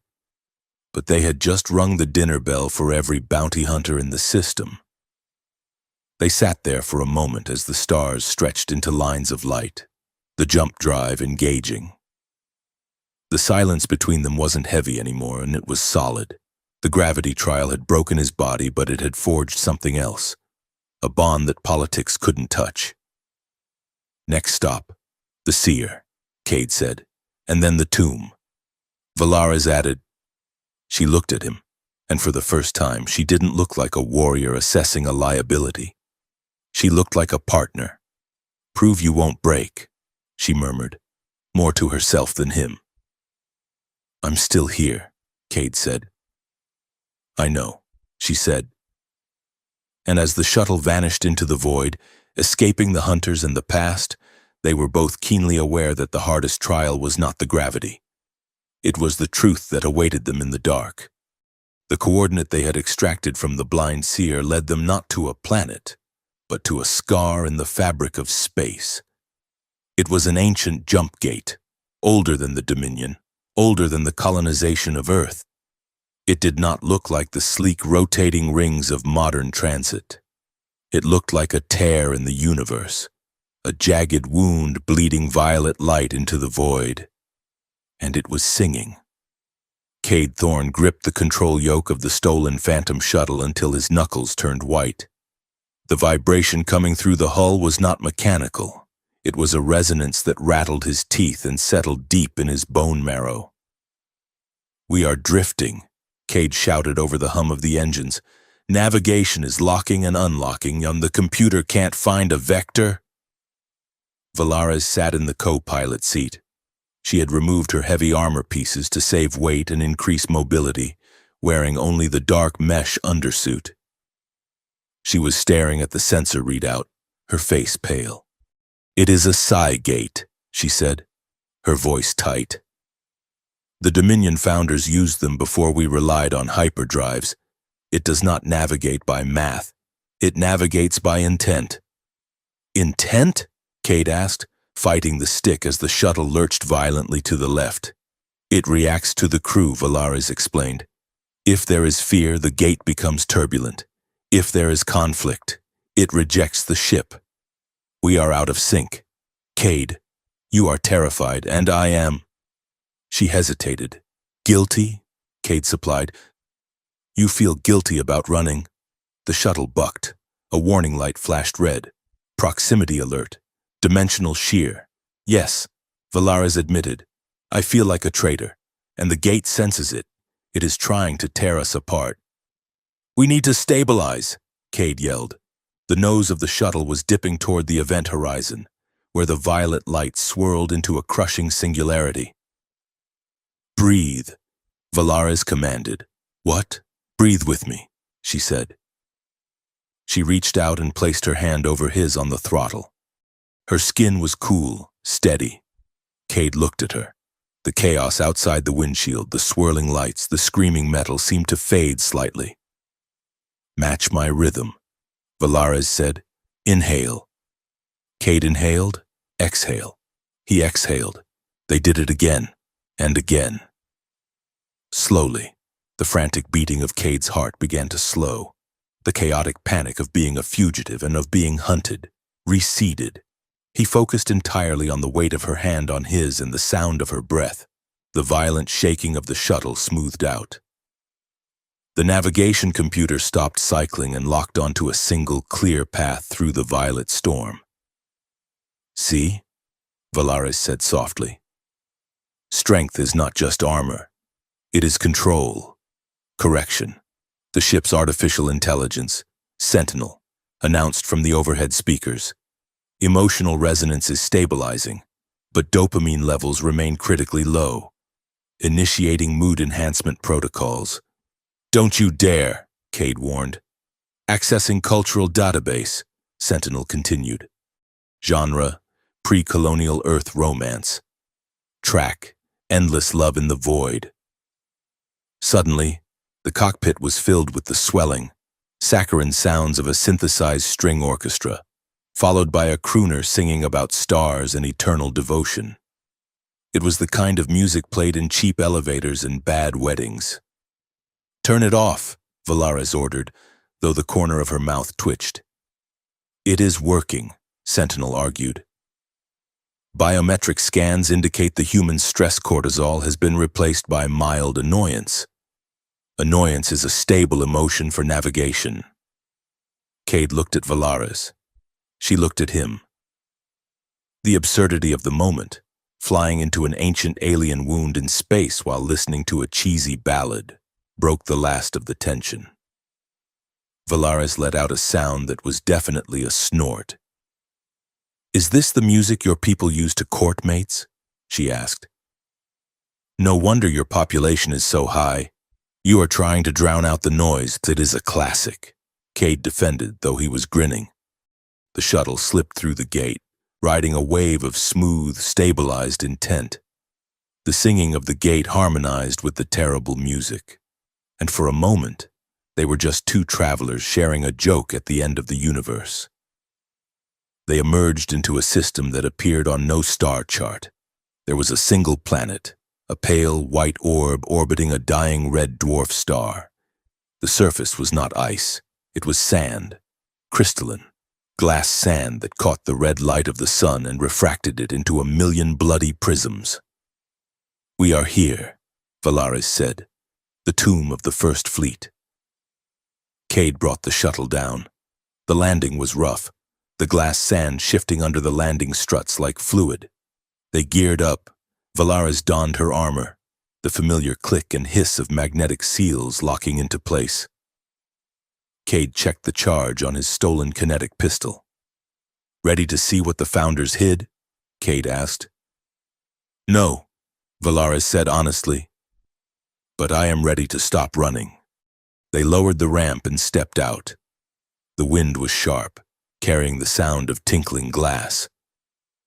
Ahead of them, half buried in the dunes, lay a city of black basalt. It was massive, built on a scale meant for giants. Towers of obsidian rose from the white sand like dark fingers clawing at the sky. As they walked toward the ruins, the ground beneath their feet began to glow. "Look," Cade pointed. Glyphs, identical to the ones on Valaris's armor and skin, were igniting in the basalt pavers. They pulsed with a violet light, reacting to their presence. "It recognizes your bloodline," Cade said. Valaris looked down at the glowing path. "It recognizes the Dominion," she corrected. "But it also recognizes the Shard." She pointed to the satchel Cade carried. The cylinder inside was vibrating, humming in harmony with the city.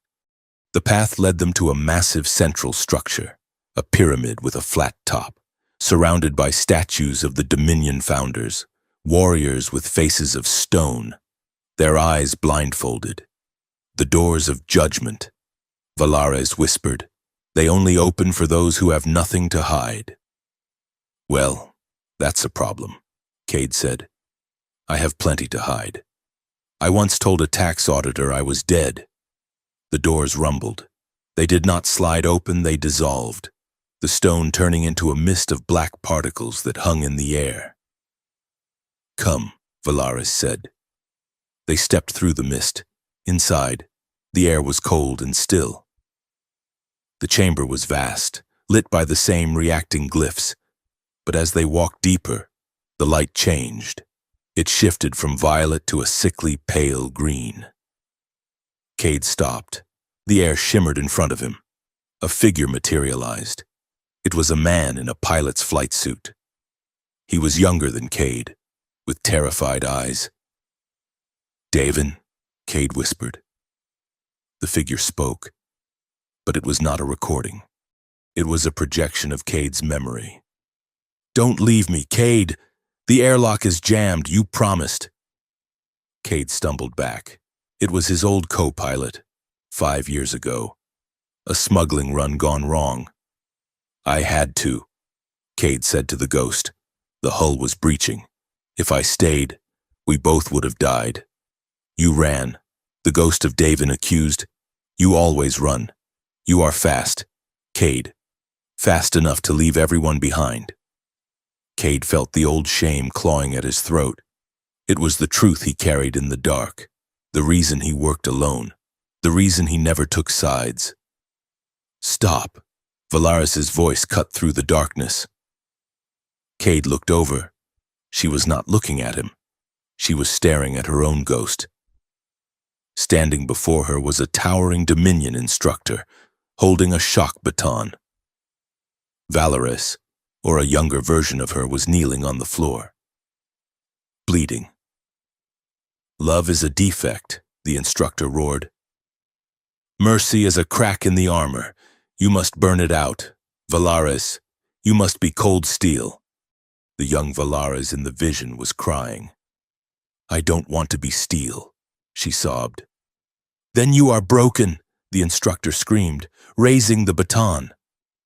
Valaris stood before the image, her hands clenched into fists. This was her shame, the belief that her humanity, her capacity to care, was a flaw that had to be beaten out of her. "It is a psychological defense system," Valaris said, her voice shaking. "It shows us why we are unworthy." Cade looked at his ghost, then at hers. He saw the pain on her face. He saw the little girl who just wanted to be gentle in a world that demanded she be a weapon. He moved. He walked through the ghost of Davin, scattering the light into sparks. He reached Valaris and took her hand. "They are just echoes," Cade said. Valaris looked at him. Her eyes were wet. "They are true," she whispered. "I was broken. I was reshaped, and I ran, Cade said. But I am not running now, and you are not steel. You are flesh and blood, and that is better. He squeezed her hand. We walk through it, he said. Together. Valaris took a deep breath. She nodded. Together. They walked forward. The ghosts screamed and pleaded, trying to drag them back into the past, but the physical connection between them, hand in hand, acted as an anchor. They passed through the field of shame and emerged into the inner sanctum.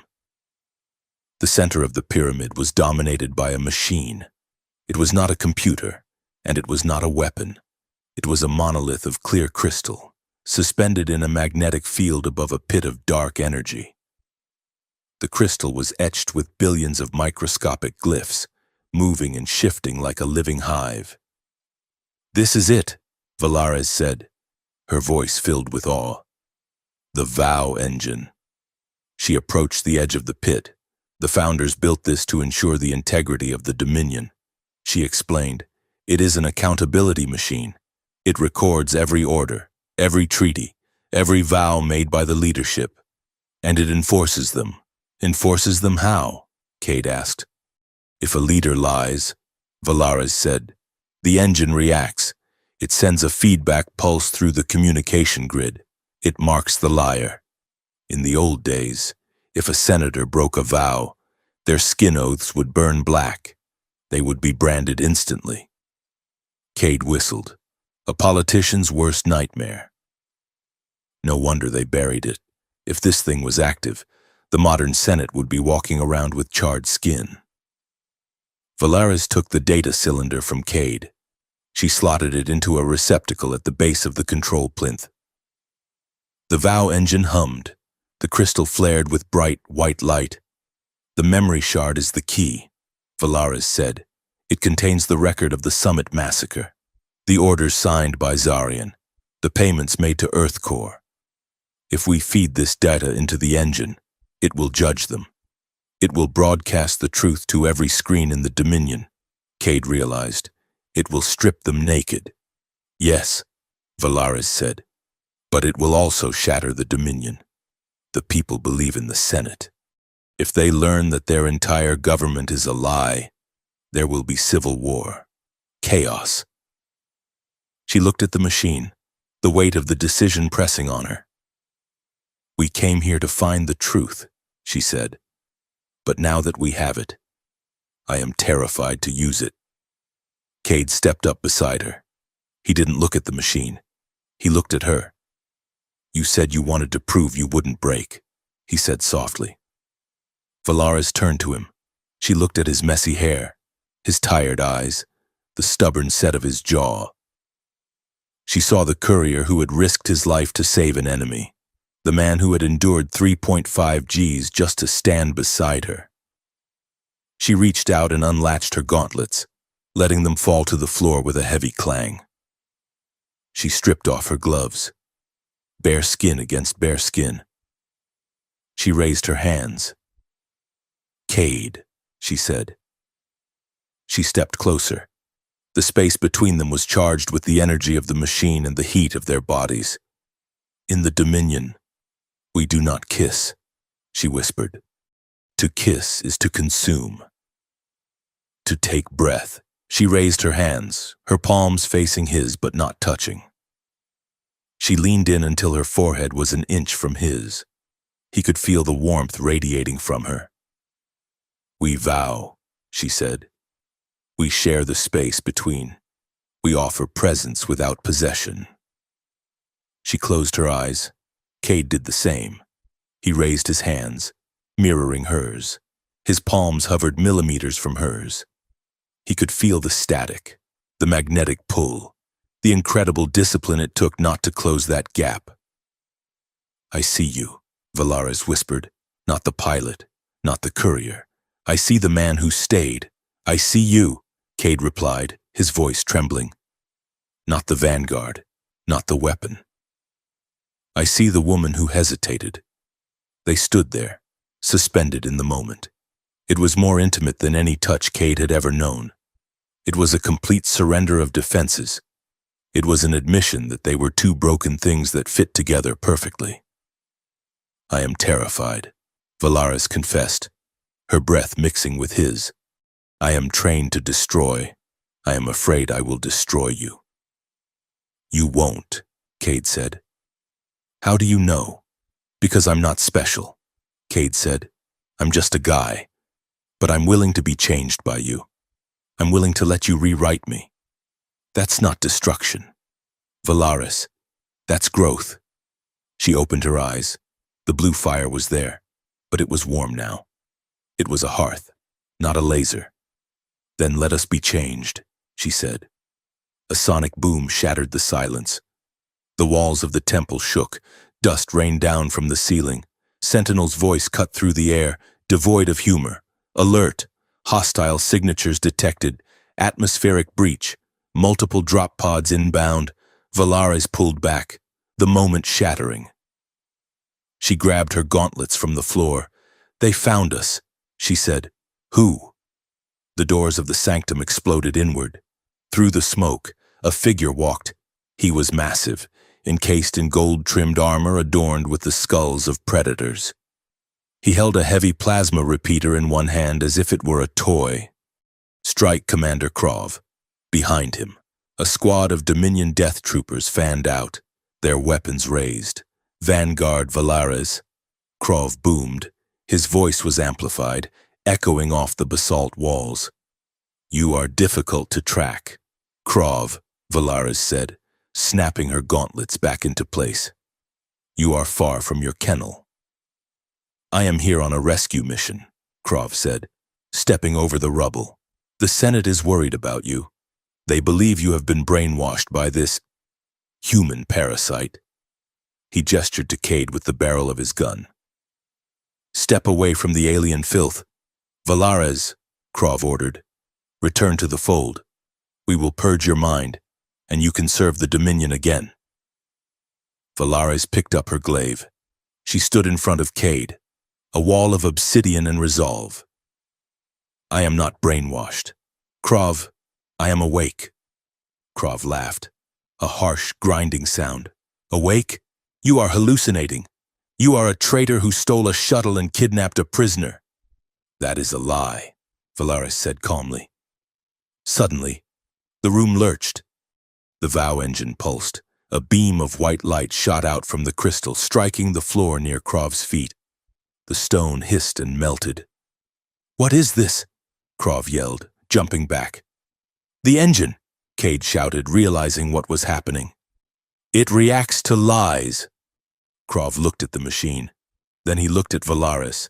"Seize them," Krov roared. "Kill the human." The death troopers opened fire. "Move," Valaris yelled. She shoved Cade toward the cover of a statue as kinetic rounds chewed up the floor where they had been standing. The battle was chaos. Valaris was a blur of motion, her glaive spinning, deflecting shots. She didn't attack to kill. She attacked to disarm, smashing rifles and cracking armor. Cade popped up from behind the statue, firing his pistol. He hit a trooper in the knee joint, sending him sprawling. Krov charged. He bypassed Valaris and went straight for the vow engine. He wasn't here to rescue anyone. He was here for the machine. "Stop him!" Valaris screamed. "He has the override codes." Cade saw Krov pull a device from his belt, a Senate-issue hacking spike. He was going to corrupt the engine, to twist its truth into a weapon for Zarion. Cade scrambled out of cover. He ran toward the pit. Krov saw him. The commander raised his massive fist and backhanded Cade. The impact felt like being hit by a truck. Cade flew backward, slamming into the base of the control plinth. His vision went white. Ribs cracked. He couldn't breathe. "Filth," Krov spat. He jammed the spike into the console. "I claim this machine for the Senate," Krov shouted. "For the glory of the Dominion." The vow engine shrieked.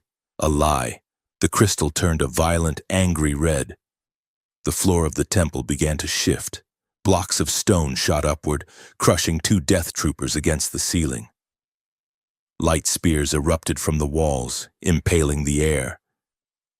"The machine is rejecting him," Cade wheezed, coughing up blood. Valaris fought her way through the troopers. She reached Krov, slamming her shoulder into his chest. The two giants collided with a sound like thunder. Krov was stronger, but Valaris was faster. She swept his legs, bringing him down, but Krov grabbed her throat, his grip crushing. "You are weak, Valaris," Krov snarled. "You let the humans soften you." Valaris gasped, clawing at his hand. "No," she choked out. "He made me real." She drove her knee into Krov's groin armor. He roared and loosened his grip. She rolled away, grabbing her glaive. She stood up. The room was tearing itself apart. The Vow engine was building toward a critical overload, reacting to the massive falsehood of Krov's presence. Valaris looked at the console. The hacking spike was infecting the system. If it finished, the Senate would control the truth. They would rewrite history. She looked at Cade. He was slumped against the plinth, clutching his chest. He was alive, but barely. She looked at the memory shard in the slot. It wasn't enough. The shard was just data. The machine needed a witness. It needed a living truth to override the corruption. Valaris made a choice. She sprinted to the console. She didn't pull the spike out. She grabbed the interface cables, the neural links meant for the founders. "Valaris," Cade yelled, his voice weak. "What are you doing? I am giving it everything," she shouted. She jammed the neural links into the ports at the base of her skull. She didn't just upload the shard. She uploaded herself, her war record, every kill, every burned city, every moment of hesitation, every doubt, the massacre at the summit, her complicity, her silence. She fed her entire life into the Vow engine. The machine stopped shaking. The red light turned blinding white. Krov scrambled to his feet. "What are you doing? Stop! I am the witness!" Valaris screamed, her body arching as the data poured out of her mind. "I am the truth." The Vow engine accepted the offering. It saw the darkness of her past, but it also saw the truth of her repentance. It saw the touchless vow. It saw the love that terrified her. The machine judged her, and it found her true. A shockwave of pure energy exploded from the crystal. It hit Krov and his troopers like a physical wall, throwing them backward, tumbling them out of the sanctum and into the desert night. It washed over Cade, but it didn't hurt. It felt like warm rain. Valaris collapsed. The neural links sparked and disconnected. She fell to the floor, her armor smoking. Cade dragged himself toward her. Every inch was agony. "Valaris!" He reached her. She was breathing, but barely. Her eyes were open, staring at the ceiling. The blue fire in them was dim. "Did it work?" she whispered. Cade looked at the console. The hacking spike was fried. The memory shard was integrated. The Vow engine was pulsing with a steady rhythmic beat. "Yeah," Cade said, tears mixing with the dust on his face. "It worked." "You broke the lock." She smiled. A weak, fragile thing. "I let them see me. Cade. All of me. The monster and the traitor." Cade brushed the hair from her face. "You're not a monster," he said fiercely. "You're the bravest thing in the galaxy." The temple began to stabilize, but the sound of engines roared outside. Krov wasn't dead, and he would have called for reinforcements. "We have to go," Cade said. He couldn't carry her. He was too broken, and she was too heavy. But Valaris forced herself up. She used the glaive as a crutch. She looked at him. "Together," she said. "Together," Cade repeated. They limped out of the sanctum, leaving the Vow engine humming in the dark, a loaded gun pointed at the heart of the Dominion Senate, waiting for the trigger to be pulled. The truth was no longer buried. It was armed. And Valaris had just put her finger on the button. The data stream from the Vow engine was not a river. It was a deluge. Inside the cockpit of the stolen Phantom shuttle, hovering in the magnetic shadow of a gas giant's third moon. Cade Thorne watched the screen scroll with a speed that made his eyes ache. The Vow engine, activated by Valaris's sacrifice of her own history, had unlocked the deepest, blackest archives of the Dominion Senate. It was all there. The lists of names were damning. High Counselor Zarian, 3 other senior senators, the Minister of State Security. On the Terran side, the directory of Ether Dynamics executives was so long it looked like a company retreat roster. Cade pointed at a specific file. "Look at this," he said, his voice hushed. It was a timetable. Phase 1, the Unity Summit Massacre, completed. Phase 2, border skirmishes in the Kiara sector to provoke Earth retaliation, scheduled for 2 days from now. Phase 3, the orbital bombardment of the colony world Jericho, scheduled for next week. They are not just profiting from the war, Cade said. Looking at Valaris, they are choreographing it. They are killing millions of people on a schedule. Valaris sat in the co-pilot seat. She was still pale from the neural interface connection, her movements stiff. She stared at the screen with the cold, hard expression of someone watching their religion burn down. "If we release this," she said, her voice low, "the Dominion falls." "That's the point, isn't it?" Cade asked. "Burn it down." "No," Valaris said. She turned to him. The blue fire in her eyes was dim but steady. "If we release everything, the codes, the undercover agents, the fleet positions, the Dominion military will collapse. The Earth Coalition will see the weakness and strike. They will invade. Billions more will die in the vacuum of power." She reached out and tapped the screen, highlighting specific files. "We do not burn the house down. Cade, we evict the rot." She began to compile a data packet. She selected the financial ledgers proving the bribery. She selected the audio recordings of Zarian ordering the massacre. She selected the communications between the Senate and the Earth Megacore. But she redacted the fleet defense grids. She encrypted the names of the innocent captains who were following orders they thought were lawful. "We leaked this," she said, "to the Dominion News Network, to the Earth Independent Press, to the reformist blocs in the Senate who have been silenced. Just enough to make them angry," Cade realized, nodding slowly, but not enough to leave them defenseless. "It is a surgical strike," Valaris said. "Truth is a weapon. Cade, you do not fire it blindly. You aim." She pressed the transmission key. The communications array on the shuttle whirred.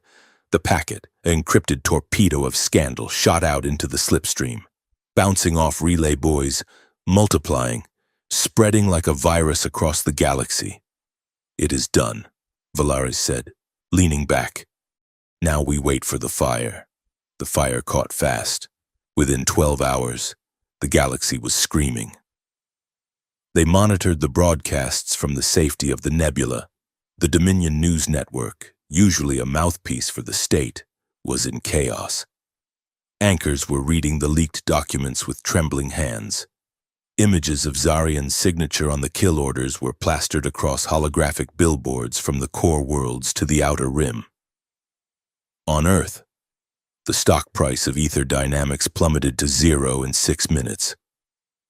Riots broke out in the corporate sectors. But amidst the geopolitical meltdown, something else happened. Cade was scrolling through the public feeds, looking for updates on bounty hunters. When he stopped, he squinted at the screen. Valaris? What is it? Are they tracking us?" "No," Cade said. "Well, yes, probably. But look at this." He projected the image onto the main dashboard. It was a picture of them. It had been taken by a security drone during their escape from the moon market in Part 3. Valaris looked like a god of war, glaive raised, surrounded by laser fire. Cade looked less heroic, He was scrambling over the hood of the shuttle, hair wild, jacket torn, looking terrified but determined. The image had gone viral on the Dominion underground networks. Someone had added a caption in bold, glowing letters, "The storm and the anchor." And below that, a sub-caption that was apparently trending, "The soft human who survived." "I am a meme," Cade said, horrified. "They are calling me soft." Valaris looked at the image. A strange sound escaped her throat.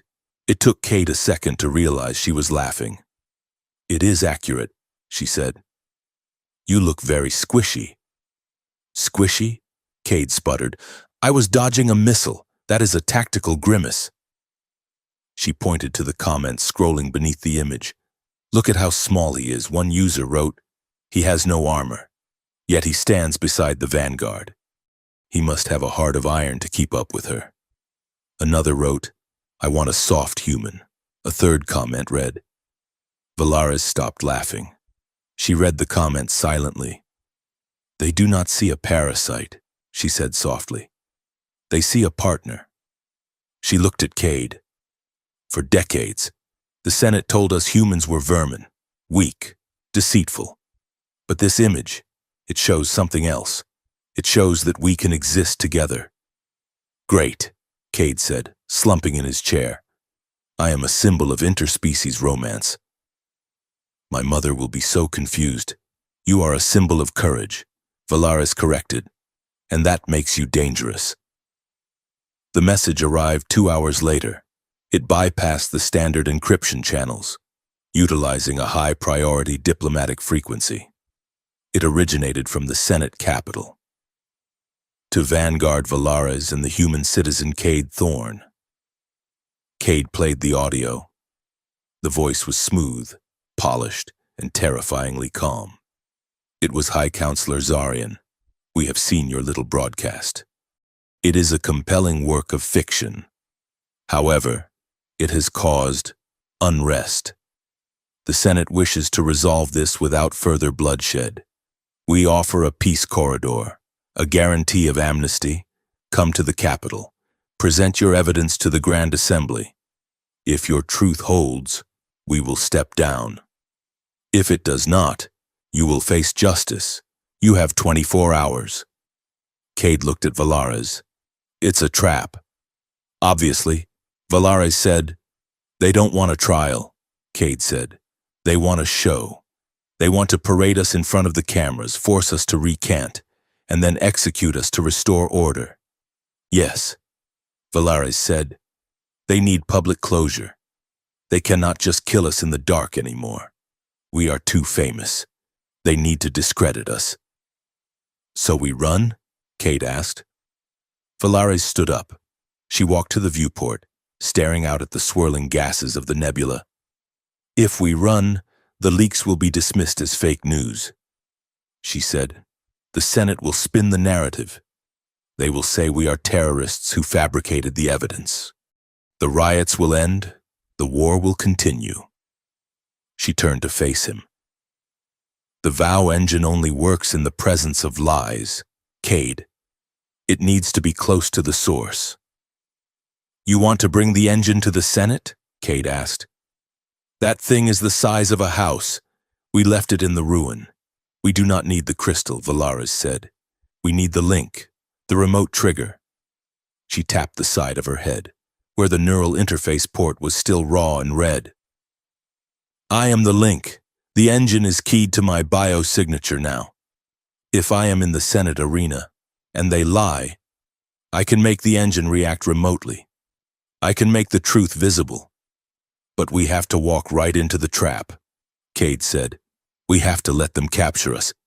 "Yes," Valaris said. Cade looked at her. He saw the resolve in her posture, but he also saw the tremor in her hands. She was terrified. She was walking back into the cage she had just escaped.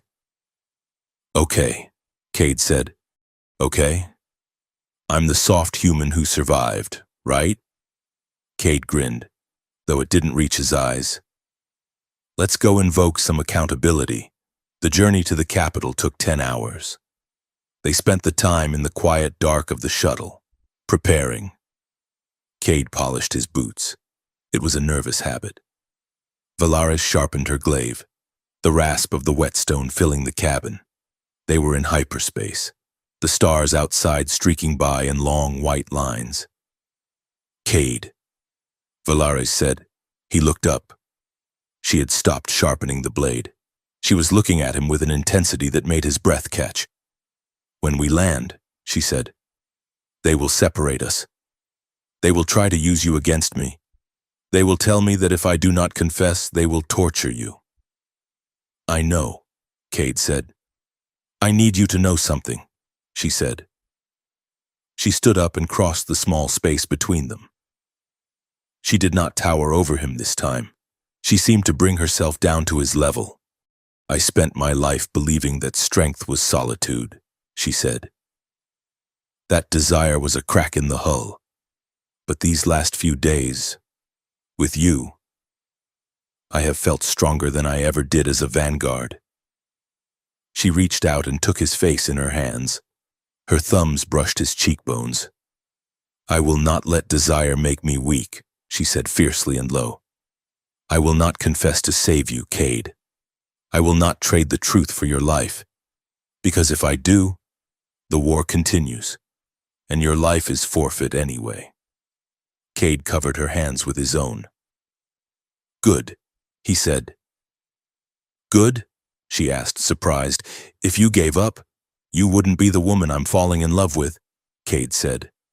He saw her eyes widen. He hadn't meant to say it. The words just fell out. I promise you, Valaris, Cade whispered, I will never ask you to shrink. I will never ask you to be less than what you are just to make me feel safe. If they put a knife to my throat, you don't blink. You finish the mission. Valaris let out a shuddering breath. She leaned her forehead against his. You are not soft, Cade Thorne, she whispered. You are the hardest thing I have ever known. They stayed like that for a long time, holding on to the silence before the noise of the world rushed back in.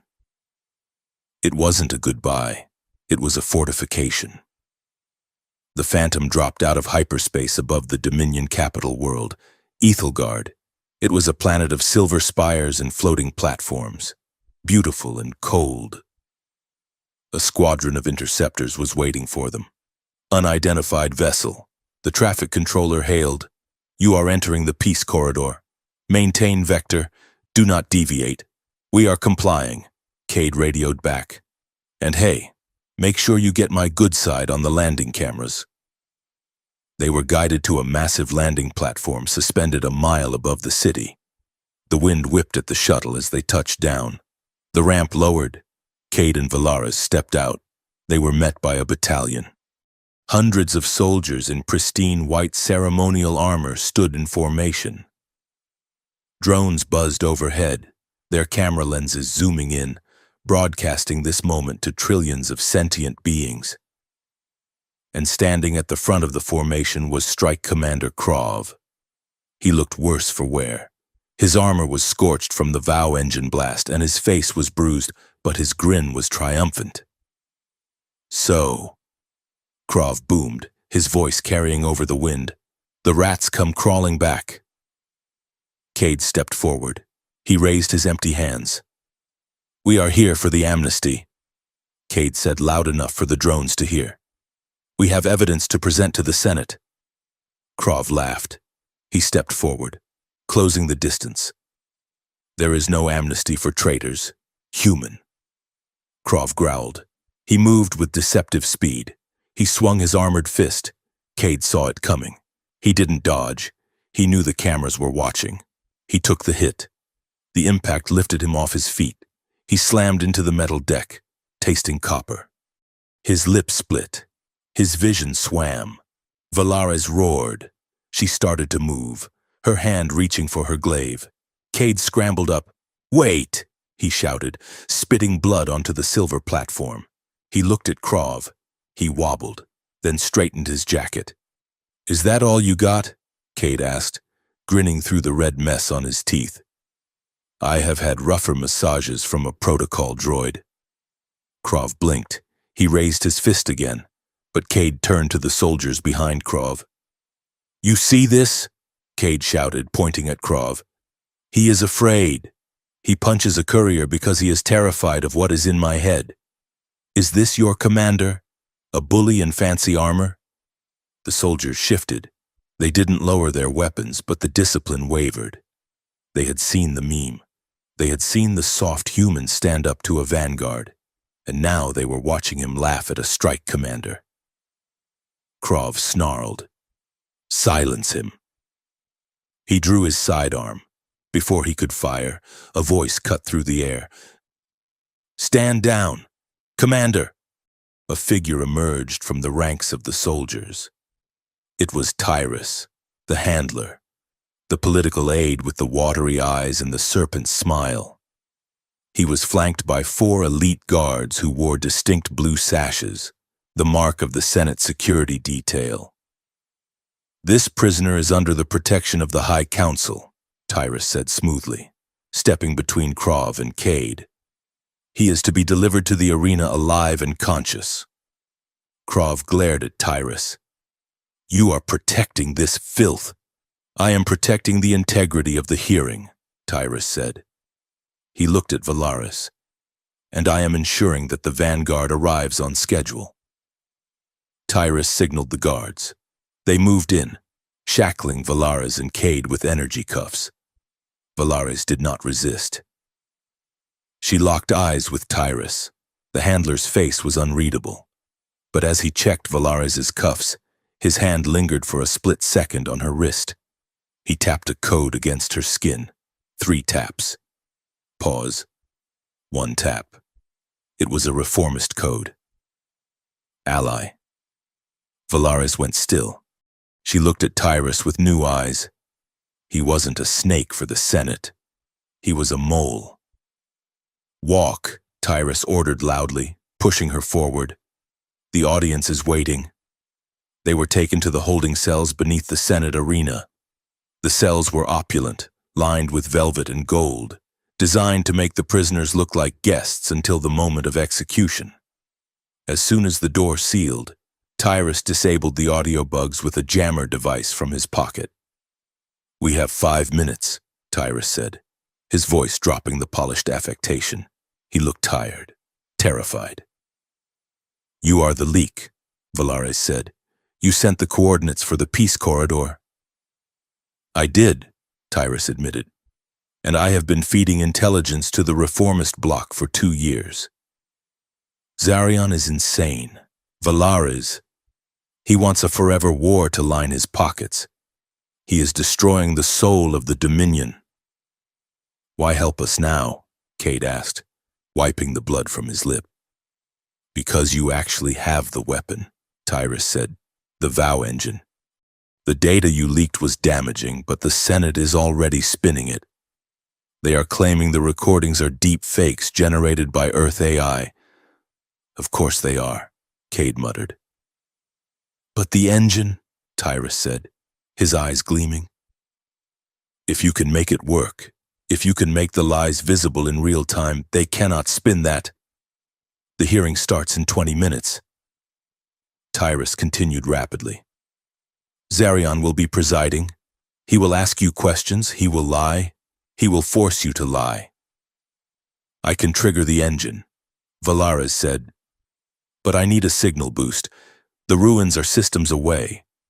My neural link is not strong enough to reach across the sector." Tyrus reached into his robe and pulled out a small, metallic disc. "This is a hypercom relay," he said. "I stole it from the flagship's navigation buoy. If you attach this to your neural port, it will amplify your signal. It will turn your mind into a broadcast tower." "It might fry her brain," Cade said, stepping forward. "It is the only way," Tyrus said. "Valaris took the disc. I will do it." Tyrus nodded. "I will get you into the arena. I have arranged for the energy cuffs to be temperamental. When the moment comes, a strong magnetic pulse will release them. And then?" Cade asked. "And then you start a revolution," Tyrus said, Or you die. I have no escape plan for you. The reformists can only act if the Senate falls. Until then, you are on your own. That is how we like it, Cade said. Tyrus checked his chrono. Time is up. He deactivated the jammer. He assumed his mask of cold indifference. Prepare yourselves, he commanded. The Senate will see you now. The Senate arena was a bowl of light and noise. It was vast, capable of seating 100,000 citizens. The stands were packed. Floating camera drones buzzed like insects. In the center of the arena was a raised podium of white marble, where the High Council sat on thrones that floated on anti-gravity repulsors. High Counselor Zarian sat in the center. He was an ancient being, his skin wrinkled and gray, wearing robes of shimmering starlight. He looked benevolent. He looked like a grandfather. He was a monster. The massive doors at the base of the arena groaned open. A roar went up from the crowd. It was a mix of boos, cheers, and screams. The galaxy was watching.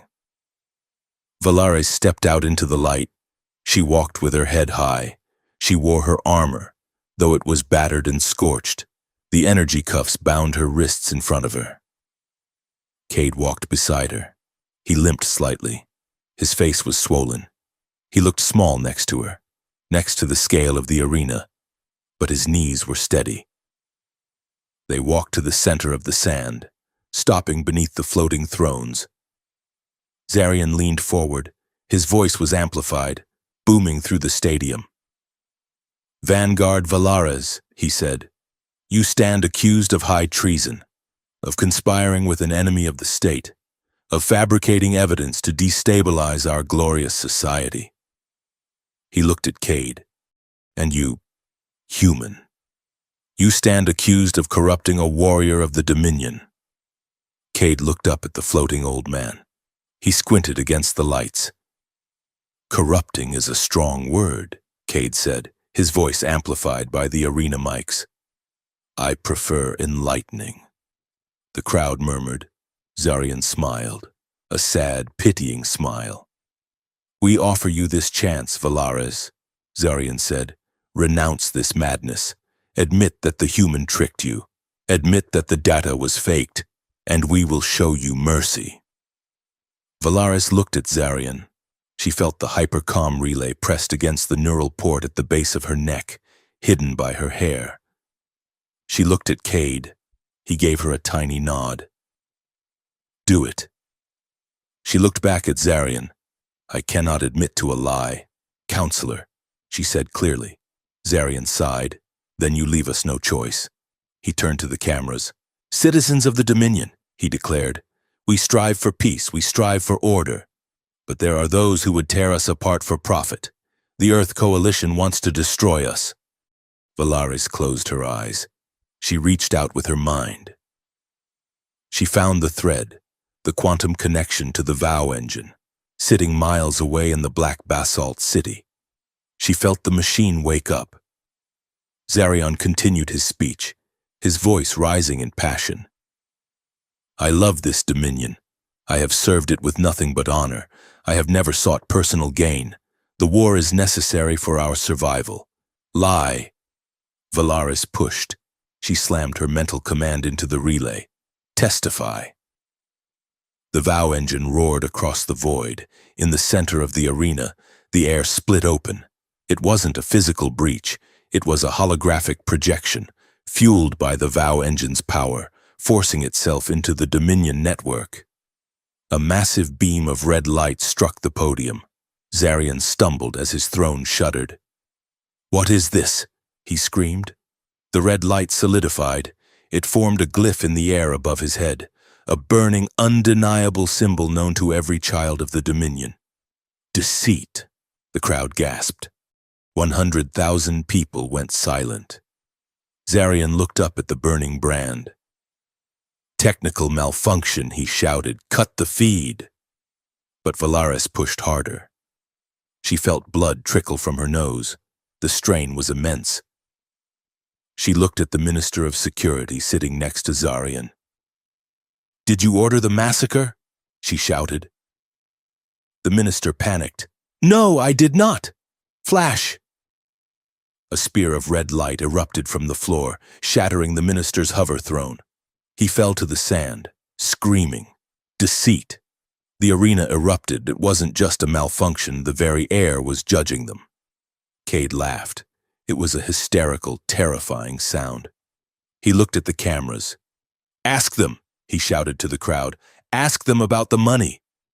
Zarian stood up, his face twisted in rage. "Kill them! Kill the prisoners!" He pointed at the guards. But the guards were staring at the burning glyphs. They were staring at their leaders, who were bathed in the red light of their own lies. Valares flexed her wrists. The magnetic pulse Tyrus had promised triggered. The energy cuffs deactivated and fell to the sand. She grabbed Cade's hand. Zarian pulled a disruptor pistol from his robes. He aimed it at Valares. "I am the Senate," he screamed. "I am the law! Flash!" The vow engine reacted to the ultimate lie. The entire arena shook. The holographic projection expanded, filling the dome with the images from the memory shard, the bank transfers, the kill orders, the faces of the dead. The truth wasn't just visible, it was overwhelming. Valares looked at Zarian. "You are not the law," she said, her voice cutting through the chaos. "You are the past." She squeezed Cade's hand. "And we are the future." The crowd began to chant. It started low, a rumble in the upper decks, and rolled down like an avalanche. "Truth, truth, truth," Zarian fired. The bolt flew wide as his hands shook. Valares didn't move. She stood amidst the red light and the screaming crowd, holding the hand of the soft human who survived. They were at the center of the storm, and for the first time, they weren't running. They were waiting for the world to change. The Senate arena had stabilized, but the tension was a physical weight, heavy and suffocating like the gravity on a neutron star. The initial flicker of the vow engine had been suppressed by emergency dampeners, allowing High Counselor Zarian one final desperate attempt to turn the tide back to the script. The arena was designed for theater, not justice. Banners of crimson silk, 300 feet long, unfurled from the ceiling, emblazoned with the Dominion word for order. The senators floated in their jeweled exo-robes, suspended on gravity discs that placed them physically above the accused, looking down like golden gods passing judgment on insects. Valares stood on the white sand of the arena floor. The energy cuffs lay broken at her feet. But she did not run. She stood with her spine locked straight, her battered armor gleaming under the harsh stadium lights. She held her glaive loose at her side, the blade deactivated but ready. Beside her, Cade Thorne wiped a smear of blood from his lip. He looked small against the scale of the architecture, a speck of organic mess in a cathedral of cold stone. But he did not cower. He stood with his feet planted shoulder-width apart, mimicking her stance. Zarian's voice boomed from the speakers, magnified to a godlike resonance. "We have experienced a technical malfunction," the High Counselor announced, his voice smooth as oil. "A sabotage attempt by the traitor's accomplices. But the Dominion does not bend to glitches. The Dominion bends to law." The crowd was restless. A low murmur rippled through the 100,000 spectators, a sound like a distant ocean.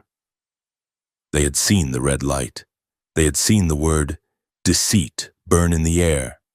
But decades of indoctrination were a powerful drug, and Zarian was an expert at administering the dose. "Vanguard Valares," Zarian intoned, looking down from his hovering throne. "You have been poisoned by the mind of an alien parasite. You are confused. We offer you a path to redemption." A spotlight snapped onto Valares, blinding in its intensity. "Denounce the human," Zarian commanded. "Speak the words of the doctrine. Tell the galaxy that he corrupted you. Tell them that Earth is a cancer that must be cut out.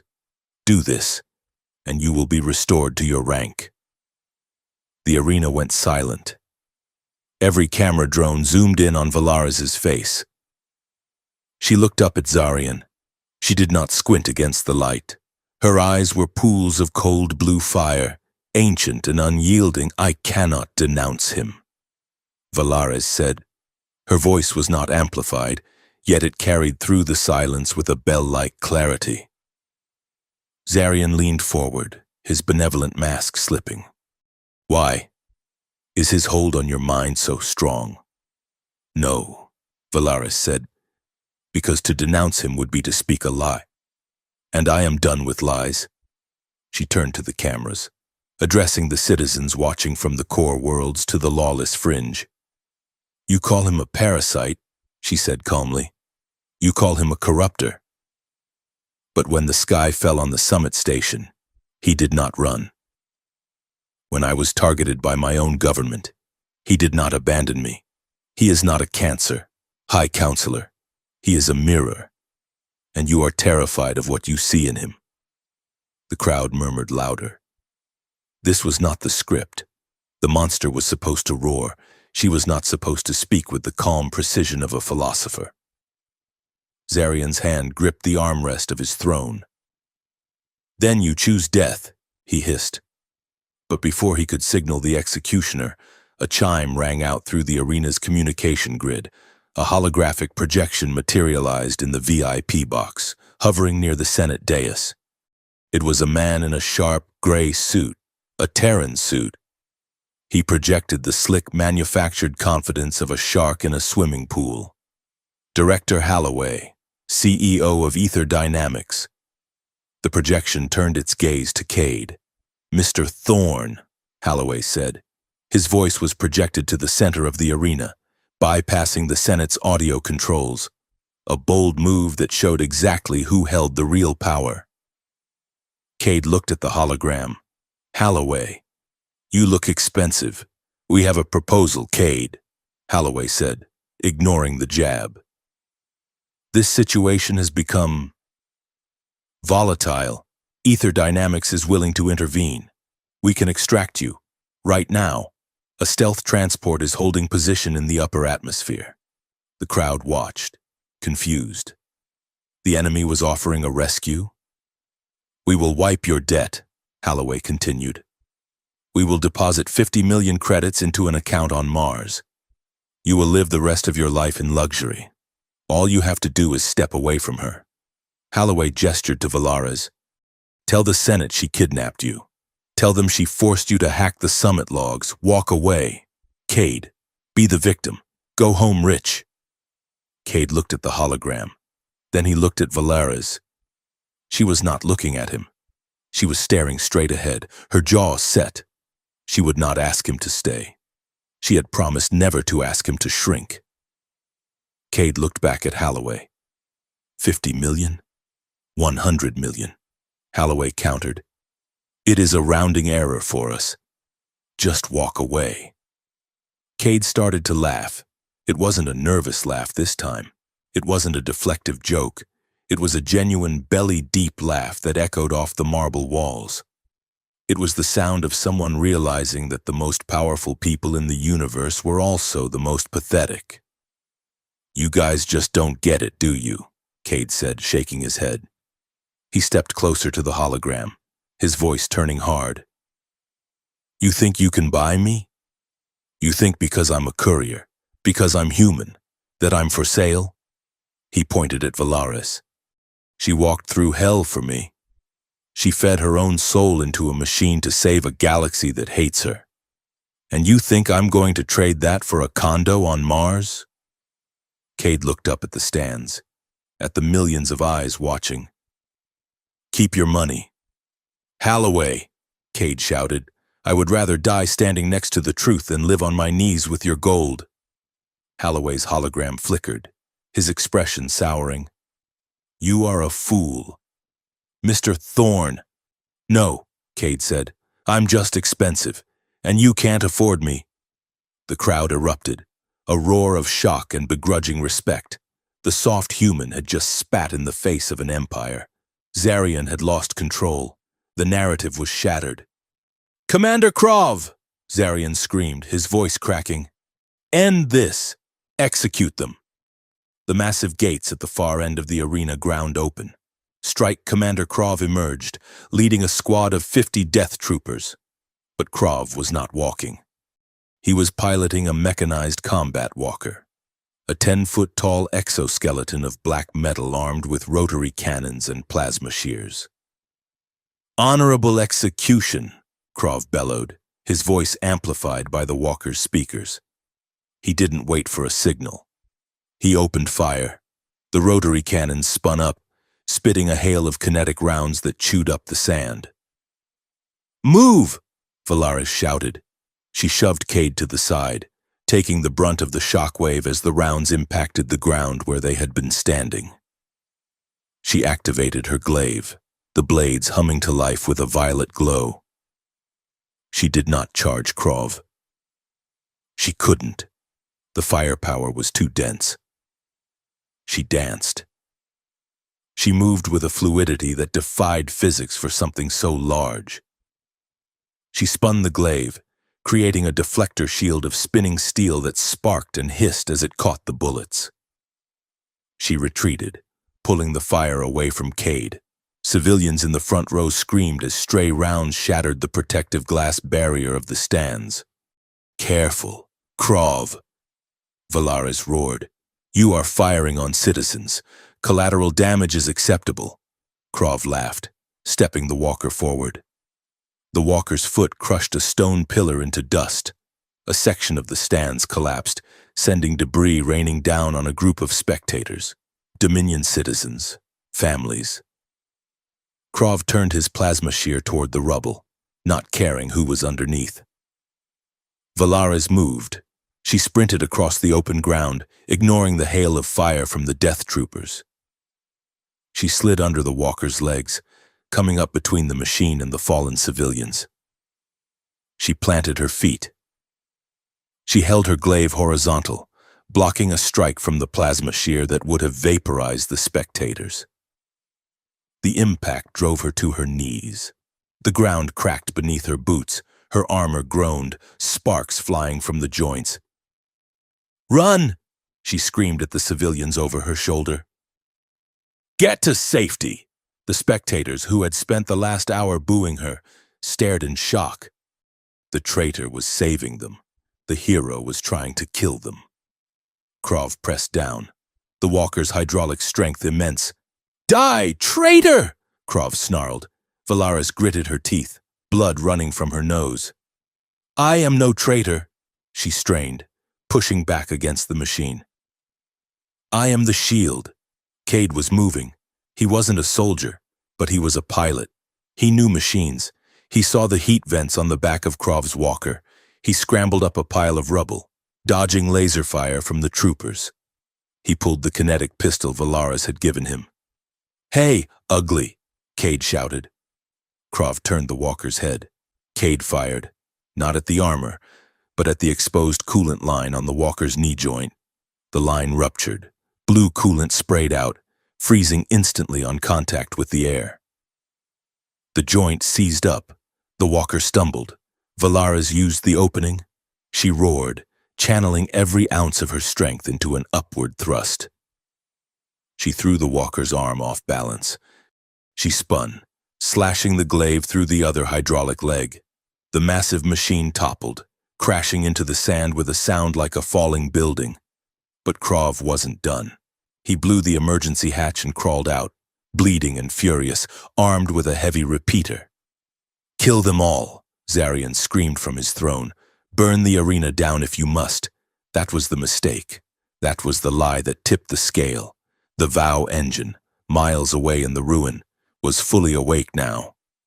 It was feeding off the neural link Tyrus had established. It heard the intent. It heard the malice. The air in the arena shattered. It wasn't a hologram this time. It was a tear in reality. The glyphs of the Vow engine erupted from the floor, not just as light, but as physical force. violence without cause. A spear of white light shot up from the ground, striking a death trooper who was aiming at a fleeing child. The trooper's weapon disintegrated. The trooper was thrown backward, pinned to the wall by a cage of light. Zarian stood on his podium. "We are bringing order," he lied. "Deceit." The podium cracked. The gravity disc failed. Zarian fell, tumbling down the marble steps, his jeweled robes tangling around him. The arena walls began to shift. The very architecture was rejecting the falsehoods. Holographic screens, hundreds of them, flickered into existence around the dome, overridden by the VOW engine's data stream. This was the full dump. Names, dates, bank transfers. A video played on a screen 50 feet high, Zarian shaking hands with Holloway, laughing as they looked at a map of a colony scheduled for bombardment. Another screen showed Krav accepting a payment of 4 million credits for sanitation services regarding the peace summit.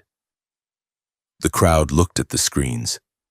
Then they looked at the senators scrambling in the dust. The illusion broke. It didn't crack. It shattered into 1,000,000 pieces. The chanting changed. It wasn't just truth anymore. It was a roar of betrayal. The civilians in the stands began to climb over the barriers. They weren't fleeing. They were advancing. Krav looked around, wild-eyed. The troopers lowered their weapons, realizing they were surrounded not by an enemy army, but by their own people. In the center of the chaos, the eye of the storm formed around Valares and Cade. Valares stood breathing hard, her glaive dripping with hydraulic fluid. She looked at the collapsing government. She looked at the riots beginning in the upper tiers. "It is done," she whispered.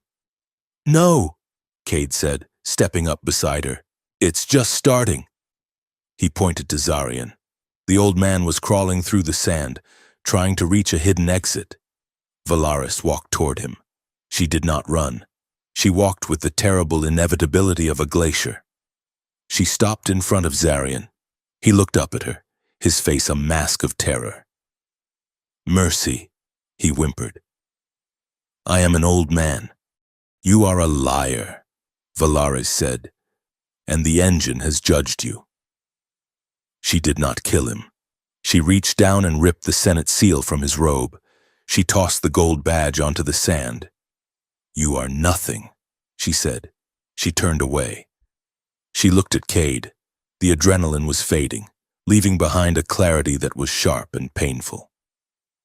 The noise of the crowd seemed to drop away. Valares looked at her hands. They were shaking, not from fear, but from the aftermath of the neural load. She looked at Cade. He was bruised, dirty, and smiling that crooked, impossible smile. "We broke it," Valares said. "We broke the world. We fixed it," Cade corrected. "Or at least, we stopped it from being a lie." Valares stepped closer. The space between them felt charged, electric. "I told you I would not let desire make me weak," she said softly. "You did." Cade nodded. "But I did not say I would not let it make me whole," she whispered. She raised her hands. She did not touch him.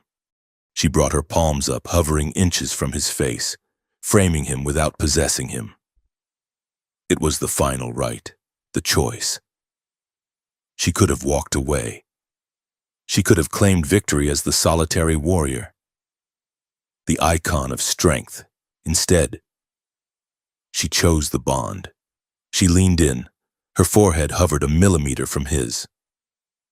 They shared the same air. "Prove your body won't break." She breathed, repeating the curse that had started it all. Cade looked into her eyes.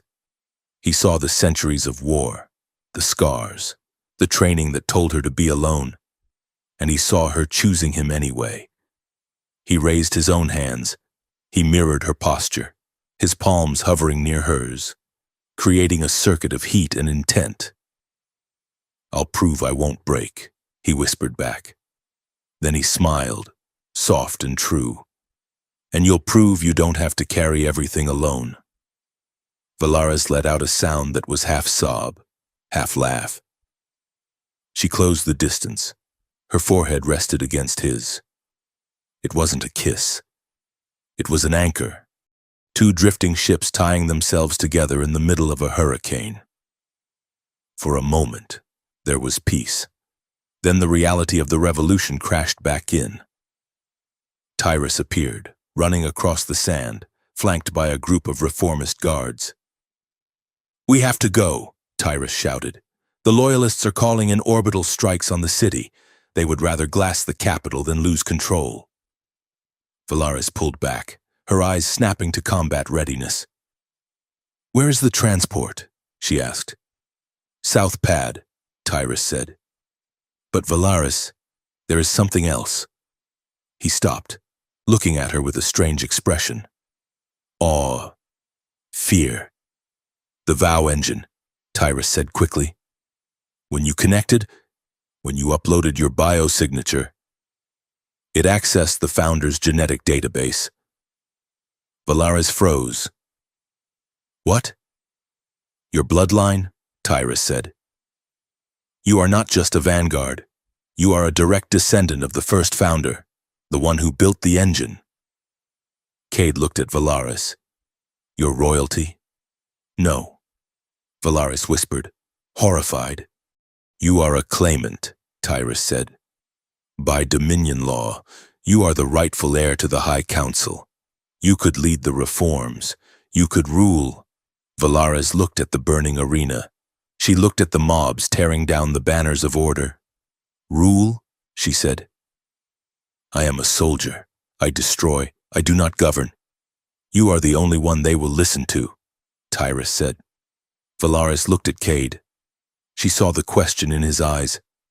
"Will you stay? Will you become the Empress?" She looked back at Tyrus. "No," she said firmly. "Valaris," Tyrus pressed, "if I stay, I become another symbol," she said, "another statue for them to worship or tear down. The Dominion does not need a new master. It needs to learn how to live without one." She grabbed Cade's hand. "Besides," she said, looking at the human, "I have a new mission." "What mission?" Tyrus asked. "Learning to be soft," she said. She turned and ran. "Come on." "Soft human," she shouted. Cade laughed, sprinting after her. "I really hate that nickname." They fought their way to the South Pad. The city was burning around them, but it was the fire of rebirth, messy and dangerous. The battered Phantom shuttle was waiting. They scrambled up the ramp as the first orbital bombardment shells began to fall on the distant sectors of the city. Cade jumped into the pilot's seat. Valaris strapped into the co-pilot's chair. "Sentinel!" Cade shouted. "Get us out of here!" "Acknowledged," the AI replied. "Playing Freedom Playlist, volume maximum." The engines roared. The shuttle lifted off, punching through the smoke and the debris. They rocketed into the sky, leaving the chaos behind. They broke the atmosphere, entering the silent, starry void. Behind them, the planet Ethelgard was a jewel wreathed in smoke. The Senate was gone. The conspiracy was exposed. The war was paused.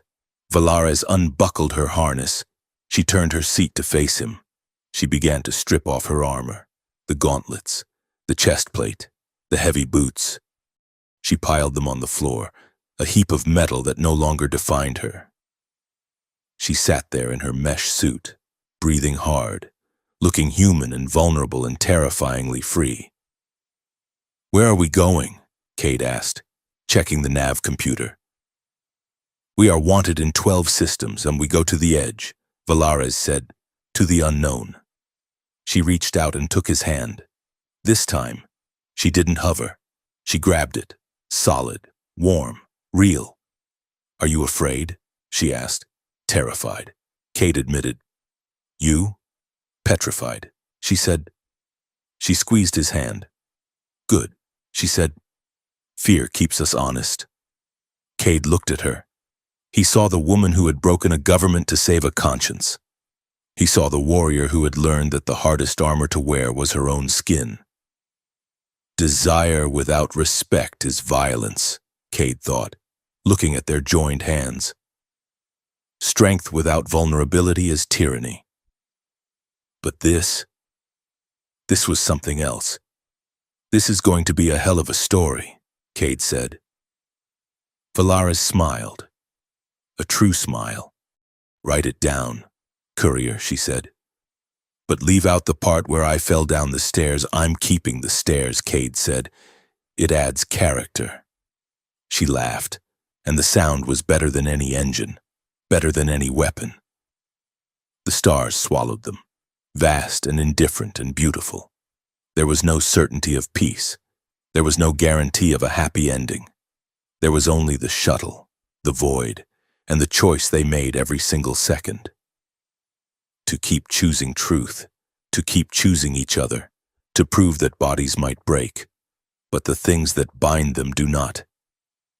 The shuttle's thrusters flared, a bright spark in the dark, and then they were gone, racing toward a future that was unwritten, unsafe, and absolutely true.